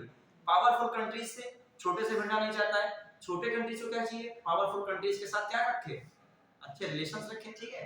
हाँ फिर आइए इलेक्ट्रॉनिक फ्यूज भारी क्षमता वाले तोपों में आइए, फिर केंद्र द्वारा जारी प्रत्यक्ष विदेशी निवेश एफडीआई आधारित आंकड़ों के अनुसार देश में सर्वाधिक एफडीआई प्राप्तकर्ता, कितना इंपॉर्टेंट क्वेश्चन है, आ जाएगा वहां डायरेक्ट, देश में सर्वाधिक एफडीआई प्राप्तकर्ता राज्य कौन है? महाराष्ट्र। वहां तुम लगा उत्तर प्रदेश लगा दोगे, वहां लगा गोवा लगा दोगे, तो कौन सबसे ज्यादा एफडीआई प्राप्त करने वाला राज्य? महाराष्ट्र। फिर आई भारतीय रेलवे की ओर से पेंशन वितरित करने के लिए आरबीआई द्वारा दिसंबर 2023 में किस बैंक को अधिकृत किया गया है? ठीक है, मतलब भारतीय रेलवे की ओर से पेंशन वितरित किया जाना है तो आरबीआई ने किस बैंक को जो है अधिकृत किया है? बंधन में क्या रखेगा। 14 सितंबर 2023 को केंद्र सरकार ने किन 3 राज्यों के लिए फसल वर्ष 2023-24 में अफीम पोस्ता की खेती के लिए लाइसेंस नीति जारी की है? याद रख लेगा, अफीम पोस्त खेती के लाइसेंस की नीति जारी की है किसने? उत्तर प्रदेश, राजस्थान और मध्य प्रदेश ने। क्लियर? फिर आ जाइए, हाँ हम लोग देखते हैं इसमें 13 सितंबर 2023 को केंद्रीय मंत्रिमंडल ने प्रधानमंत्री उज्ज्वला योजना को कब तक बढ़ा दिया, ये भी याद रखेगा। अब यहाँ पे आगे अफीम के लिए लाइसेंस नीति जारी की, उत्तर प्रदेश इंपॉर्टेंट है, याद रखेगा। उत्तर प्रदेश में अफीम कहाँ ज्यादा होगी खेती? और गाजीपुर, दो अपने वहाँ फेमस है। पॉलीफाइबर के लिए कौन फेमस है? Barabanki. One district one product में पॉलीफाइबर, ये उसमें तो आता ही है, लेकिन वो अलग से भी आता है कई बार क्वेश्चन आएगा। पॉलीफाइबर के लिए कौन फेमस है? बाराबंकी। हाँ, उत्तर प्रदेश, राजस्थान और मध्य प्रदेश याद रहेगा। अफीम उत्तर प्रदेश, और उत्तर प्रदेश के नीचे कौन है? मध्य प्रदेश, और उधर साइड में कौन है? पूरब में, हाँ पश्चिम में और राजस्थान। फिर केंद्रीय मंत्रिमंडल ने प्रधानमंत्री उज्ज्वला योजना को कब तक के लिए बढ़ाने की घोषणा की है? 23-24 से 25-26। यार कि ये ना लगा देगा 28 तक, ठीक है? 23-24 से 25-26। फिर आइए, ग्लोबल क्रिप्टो एडॉप्शन इंडेक्स 2023 में एक 1.0 से किस देश को शीर्ष स्थान मिला है? ग्लोबल क्रिप्टो एडॉप्शन इंडेक्स में किसको स्थान शीर्ष मिला है? भारत। 7 नवंबर 2023 को भारतीय राष्ट्रीय भुगतान निगम द्वारा किस बॉलीवुड अभिनेता को यूपीआई सेफ्टी एम्बेसडर नियुक्त किया गया है? याद कीजिएगा, नेशनल पेमेंट कॉर्पोरेशन, ठीक है?